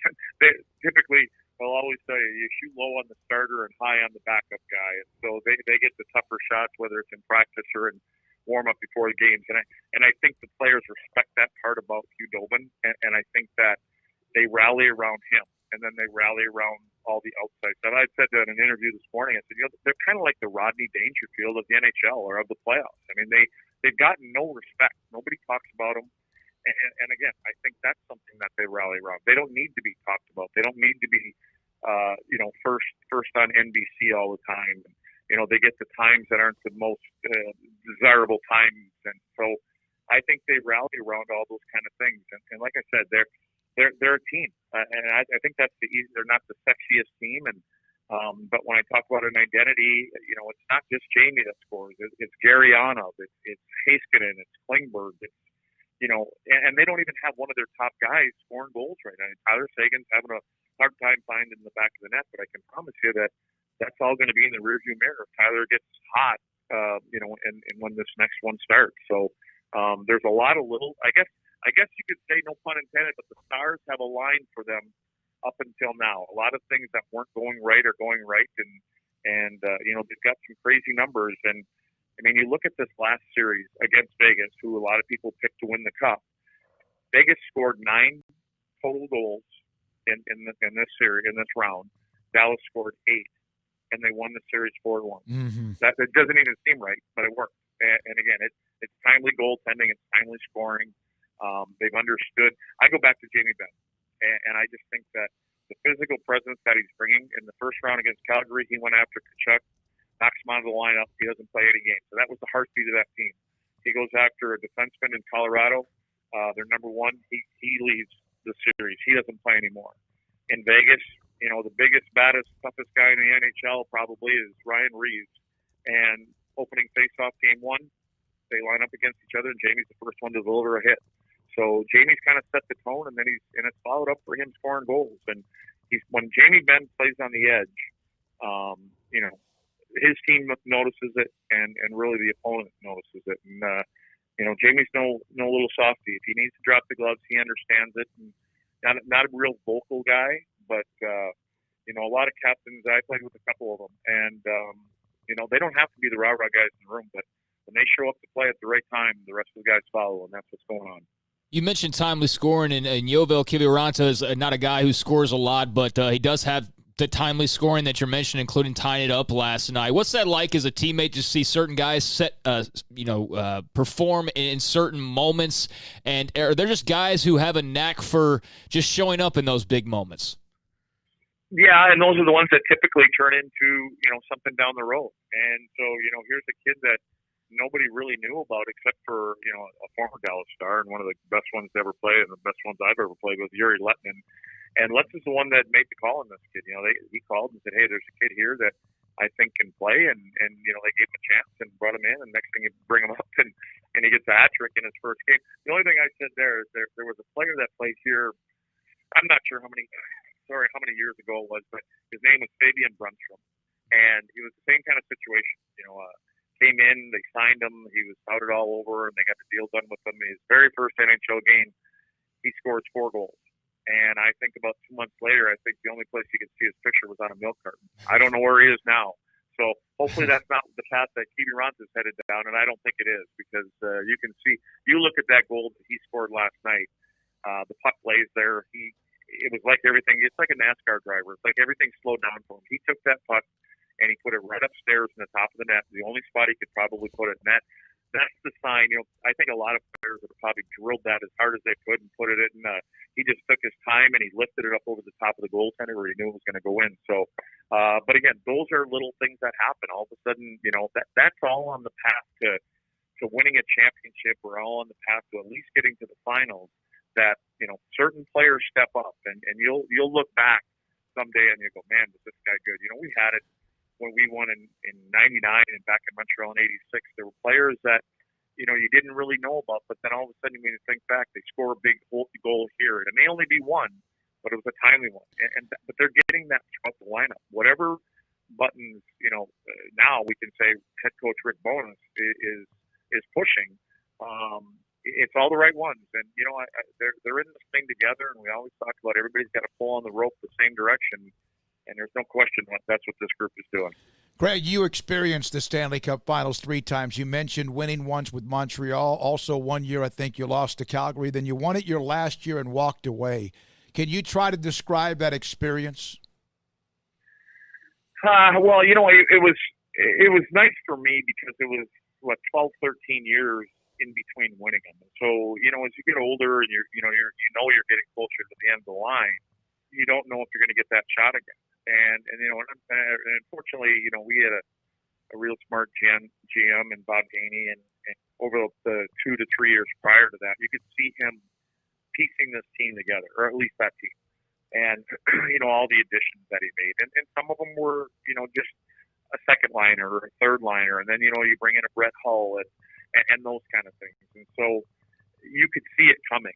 And you're hoping you could add another piece or two because you don't know how long you got left. And so for me, it was nice because it ended up being on my twins. It was on the day they were born and, that kind of stuff. And I just remember being done and sitting in Buffalo, and I told the trainers to leave the room, and I told them to bring a case of beer into the locker room for me, and I brought my kids in, and I told them I was done. And but it was a nice. I mean, I don't know if you can actually pick a better way to probably say that you're finished. But again, you're around it for a long time, and I guess what really stands out for me is I look at the history of this game and how many great players there are in this league and never had a chance to win a Stanley Cup. To me, it's unjust, because the great players should have a ring that they can wear, when they're 60, 70, 80 years old. Yeah, it's amazing. And that's awesome the way you were able to you win it, you sit down, you make the decision, you tell them, your family, and then you're done. And we appreciate it. I mean, we really do. And hopefully, if you don't mind, we have a chance to maybe get you on one more time, like during the finals as well, against whoever it might be. Craig? Yeah, it looks like it'll probably be the Lightning, but definitely would love to talk to Craig again. But, Craig, I did want to ask you before we let you go, now that they kind of sit back and wait, potentially not very long if Tampa Bay can take care of business later on tonight, but what's the key now for this team between now and whenever they do know their start time for the finals? Well, I don't think it matters who it's going to be, but right now, the way that a group is playing, you don't look at your opponent. You found a way to beat some good teams. They beat a Vegas team they were supposed to win the Cup, or they were picked to win the Cup by a lot of people. They beat a Colorado team that has tons of speed and probably or possibly the MVP of the league this year. So you don't change a lot. And because you've had success playing a certain way, I think that the physical play that they, and anytime you play against, if it is Tampa Bay, there's a 91% chance when you're up 3 games to 1, you're going to end up winning that series. So there's only been a few teams in history that have come back. So I think you kind of figure it's going to be them. But they've got the goaltender that's playing the best right now. Vasilevsky's an unbelievable goalie. He's on top of his game. They probably got a guy that could win the Norris Trophy as a defenseman this year in Hedman. They've got Point, Kucherov. I mean, they've got everything you want. And so you go out and you play your game, and I think that, and they made some additions. That's what Tampa Bay did. They got a little bit more grittier, and so they can bring that element now. So I think it's going to be a physical kind of series, and I think you're going to do what you normally do. You try to go out and you try to put as many bumps and make it as difficult as you can on their best players. And Braden Point, I think, is their best player. I think he's one of the best players in the game.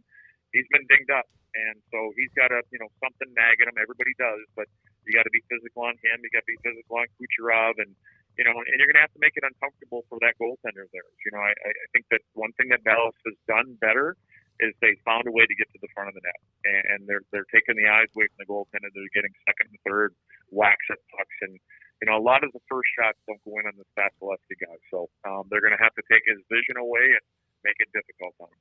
Greg, thank you for your knowledge, your insight, and your time and access. Thank you so much. Greg Ludwig, former Stars, Canadians, Stanley Cup champion, defenseman. Next time we have him on, I need to ask him, how often does he still feel all the pucks he blocked with his body, even with all the padding? Tonight, Lightning and Islanders. Lightning, Tampa Bay up 3-1. Winner of the series will obviously play the Stars. Yeah, he's great. He's absolutely fantastic. He knows hockey guys, and that's why he's been so quick to be a part of this show. But in all seriousness, it's great to have someone like him on who is a hockey dude through and through and can give us some insight. And it's exciting the Stars are in this position. I mean, this is really, really awesome. In a year of just disappointment and craziness, here are these Dallas Stars going to play for a championship now for the first time in a long time, and let's see if they can't pull it off. That would be truly special. There's a guy that used to work in producing in Dallas. His name's Bruce Levine. He's now he's a co-host of the Stars radio broadcast. He's worked in Chicago and other places as well. He put up something last night. Let me see if I can find it, that I know we have to get to a break with John McClain. He said, quick recap of the Stars season. Began the year 1-7-1, then went 14-1-1, fired the head coach, Jim Montgomery, replaced him with Rick Bowness, Winter Classic, dominant January, February. They go 0-4-2 in March, 5-month break due to coronavirus, and now they're in the Stanley Cup Finals. Pretty cool. Crazy turnaround. Yeah, absolutely crazy turnaround. We'll see what happens with the Lightning tonight. Yeah, I have, Smokey, you know this, and Craig, you know this. I've met my birth mother, and I have a brother, and he lives in California. That was back in the fall, or in the spring. And so I've been talking to my brother a lot, and he is a huge hockey fan. Really? And so I remember when we had that first conversation a few months ago, I was like, he's like, are you like a Stars fan? I'm like, well, I don't, I enjoy watching hockey during the playoffs, but I'm not going to lie to you and tell you I follow it much during the regular season. It overlaps a lot of stuff.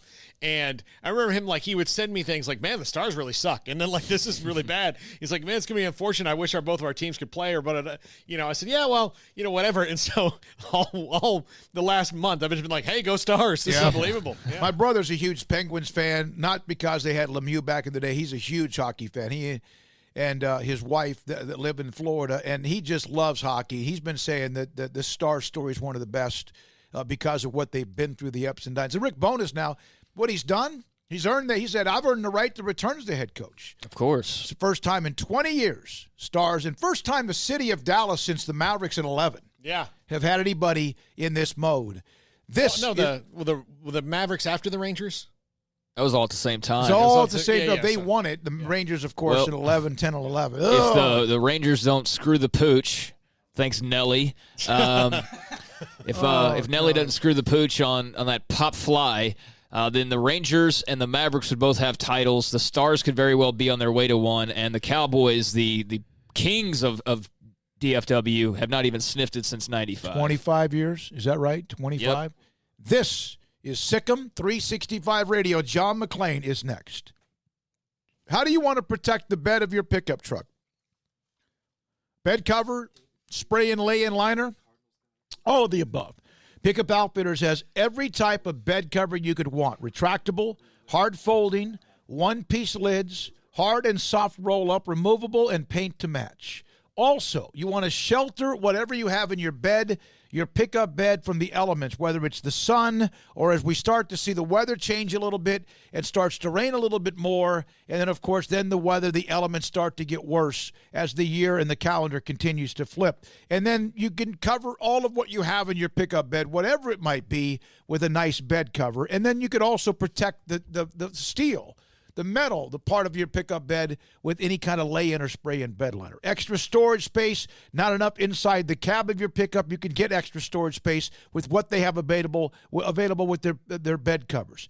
Also, privacy. Nobody's business what's inside the pickup bed, and so if you cover it up, it even makes so much like that as well easier for you to protect whatever it might be. The security factor, lock the back gate of your pickup bed, right? The trunk.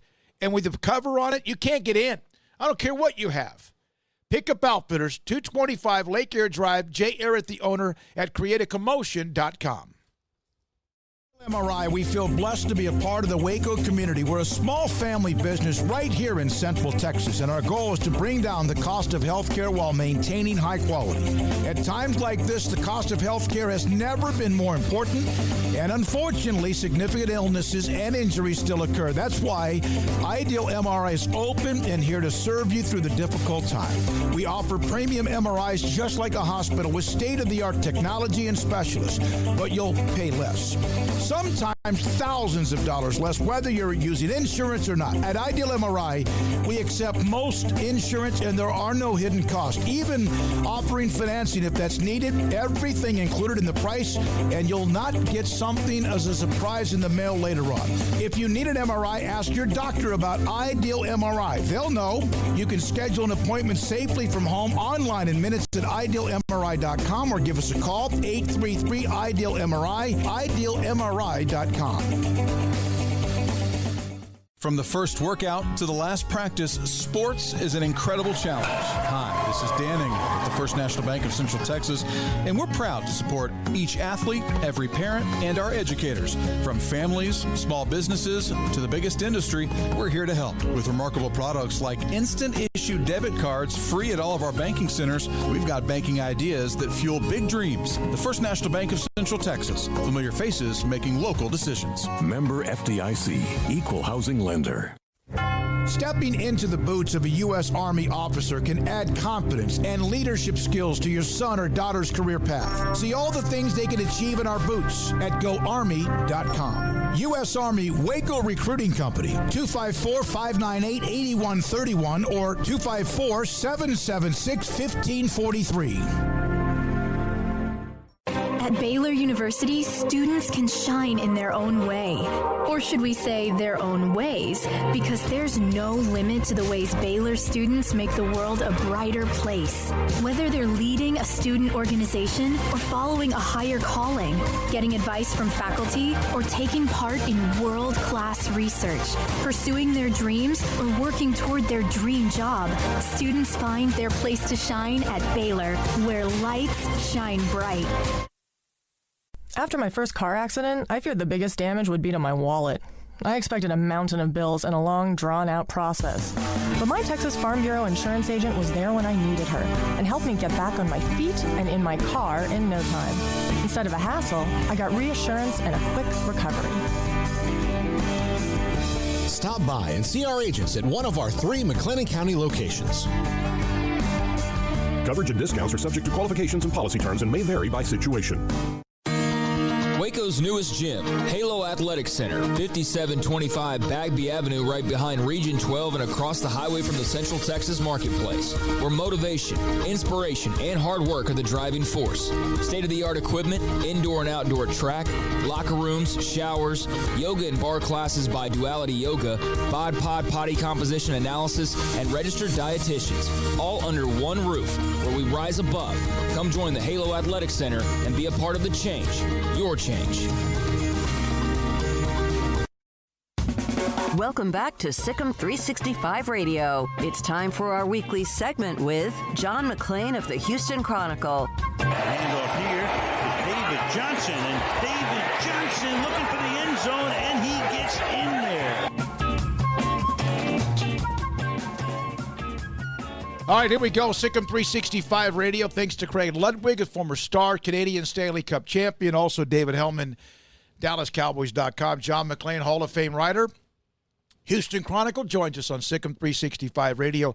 John, based on what you saw through all of the games, including the 2 last night, was the level of play and the quality of play any different than it had years when they've played those 4 or in some cases 5 preseason games?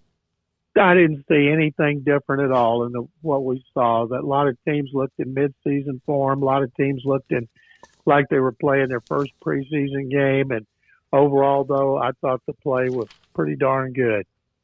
John, the Texans, they just looked out of sync a little bit.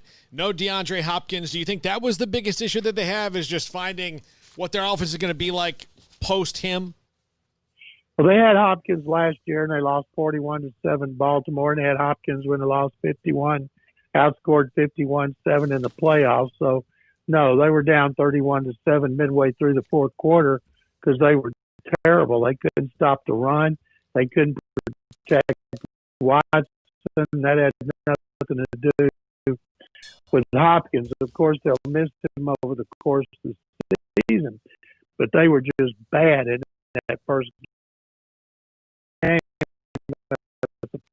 4th consecutive opener, they've lost 5 out of 6, and then all but one they've bounced back to win the division. But now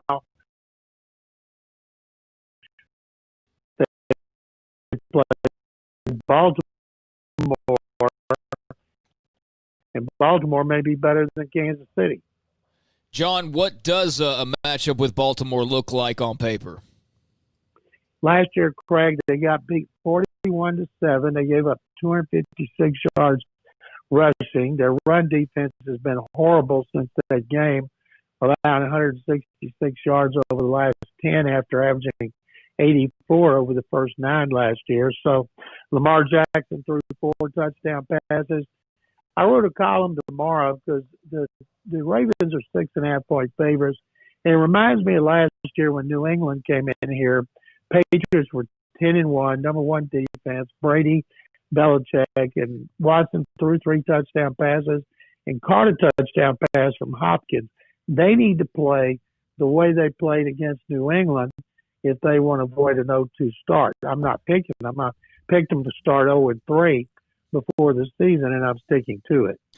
So the Cowboys had their game against the Rams. They opened up the new stadium. And, you know, I mean, it was a good 20-17 game. Came down with a couple of different things. And your thoughts about what you saw with Dallas? The defense gave up a lot of yards right between the tackles in the running game. They Goff was smart, got rid of the ball quickly. That eliminates or nullifies most of the pass rush. And then here's all these weapons, and yet they get 17 points.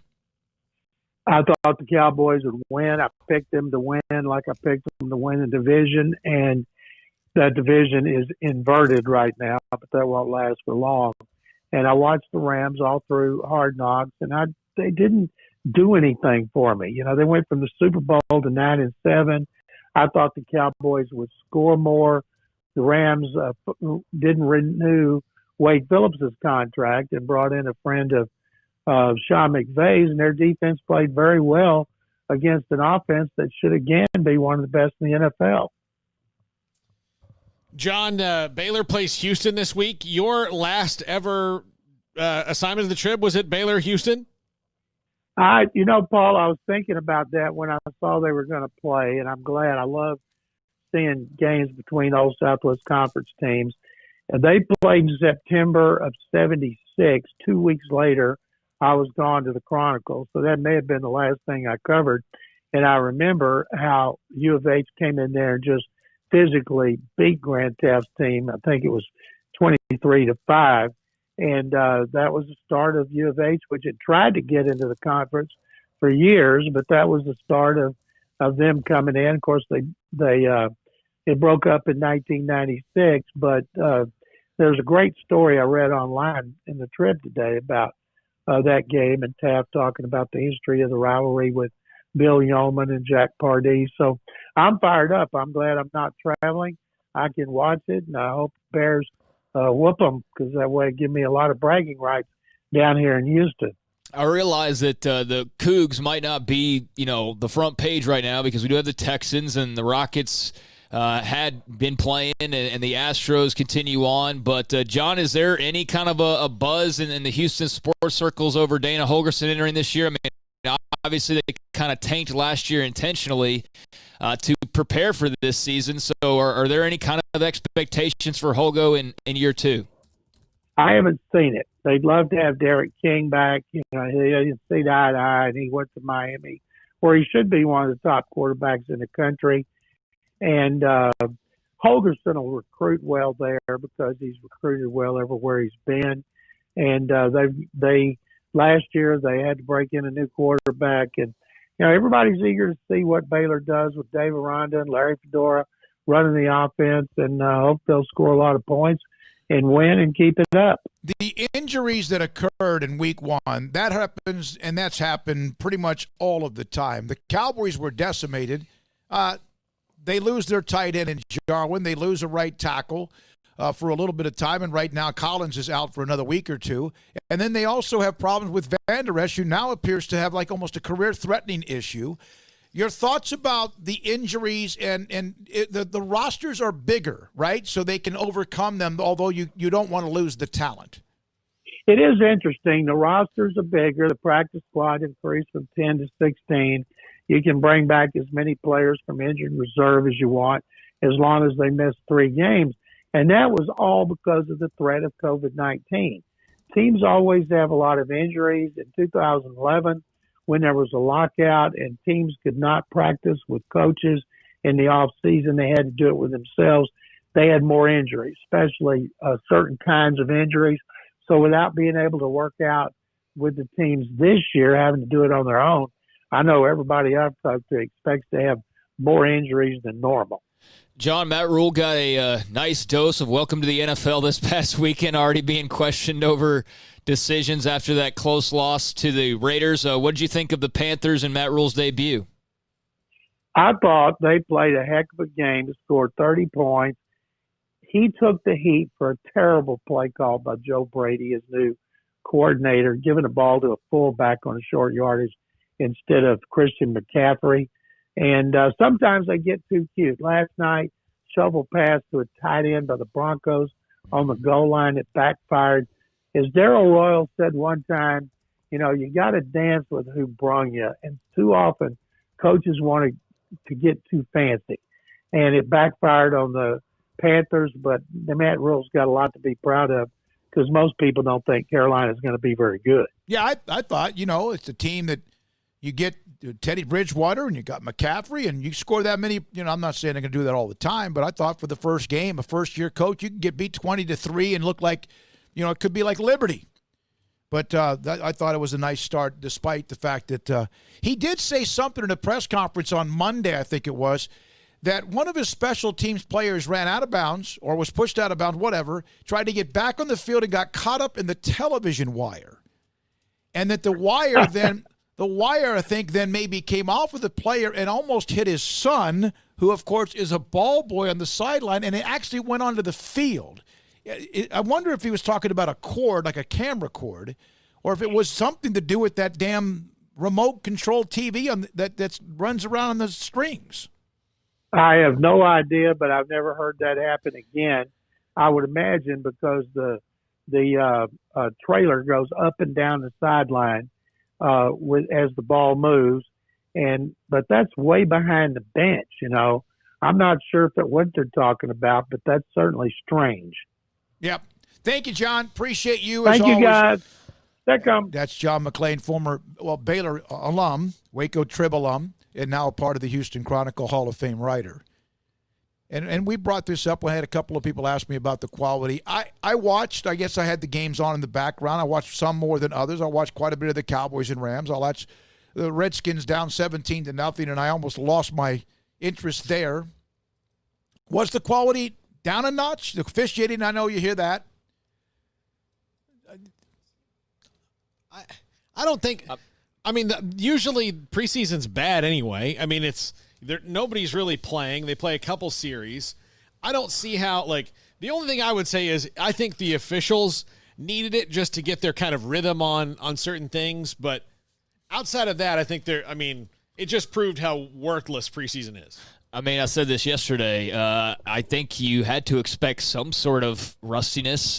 How could you not, given the fact that they didn't have a preseason? But for the most part, I thought it was fine football. There might have been a thing here or there, but I don't think it was anything so noticeable that you're like, golly, these guys really need preseason. I don't think anybody was walking away saying that. It's a little bit of rust, just like the NBA had, just like baseball had. When your schedule's out of sorts like that, then that's what's going to happen. And the Pac-12 has not made anything official today, but I did want to pass along that apparently politics will come into play with the Pac-12's decision, and not politics like the Big Ten's being accused of, but more so the fact that because of the local governments in a lot of the Pac-12 states right now, and the wildfires and COVID-19, a lot of these schools still can't even practice yet. So the Pac-12, while they have yet to announce anything officially, a lot of the reports out today are saying that at the earliest, the Pac-12 would probably be able to get underway by about the beginning of November. They would need a month to get prepared as far as practices go.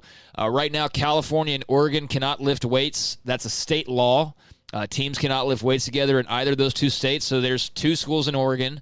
There's USC, UCLA, Stanford, at least in California. That's five teams. That's 6 teams that can't even lift weights as a team right now due to state law. Schools in Washington haven't started yet. There's 2 more schools. And the outside practices, again, are limited by wildfires because basically nobody on the West Coast can breathe outdoors right now. So there are a lot of hurdles still in front of the Pac-12, despite what the Big Ten may announce. But it looks like November would be the earliest. And if that's the case, then they would not be a part of the college football playoff. So makes you wonder what they might do, like if they play a shortened 8-game schedule, and they just have their own playoff, like for the Pac-12 championship or their own conference championship game and leave it at that, or if they decide, like, man, if we're going to wait all the way until November, we don't know what the world looks like then, we might as well just go ahead and we can't compete for a national title. We might as well just move it to the spring. But then again, you'd be the only ones doing that, along with junior colleges and the lower levels. But what are you going to play for if you do that? That's what I'm saying. You play for the Pac-12 title, I guess. Like, I don't know what you would do. So they're either going to start in November and have a very shortened schedule, or they're going to go forward with the plans for the spring, but they'll be like on an island by themselves, only playing for their own title. So that's where we are right now with the Pac-12. The Big Ten was, for like, the fifth day in a row expected to make some announcement. They still haven't made an announcement. So I don't know what's going on with the Big Ten, but it seemed like a lot of college football writers were expecting some news at this point, and there's still no news on exactly what is going to happen. Although I did see, really the only thing that's new is what the Nebraska president accidentally said on a hot mic. Well, it's only 5:50. He mentioned it would be maybe later today, right? Sure, but so we got 6 hours left in the day. This they is can like do it the tonight. third or fifth day of the last 6 or 8 days when there's been this watch. That's this what I'm Big saying. Ten watch. Yeah, that's what I'm saying. Is we've been saying this every day now for, quite frankly, almost a week at this point, and there's been nothing. So we will see. The Keaton Slovis, is it Keaton Slovis, the quarterback at Southern Cal? That letter I just saw Graham Harrell respond. The last months I've watched our team train under tents outside in a makeshift weight room.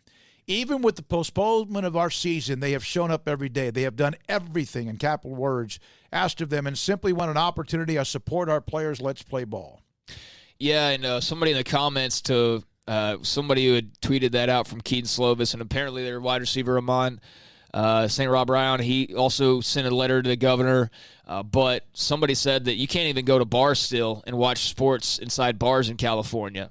So, you can't do that. You still can't. I mean, bars have to. A lot of bars here are transitioning to where they're serving food so that they can get that status so people can open up. But in California, I guess it's still pretty locked down. So I don't know how much this is actually going to help with Governor Newsom out there. But USC players, among others, are trying to at least get something, going by trying to, crank on his arm a little bit.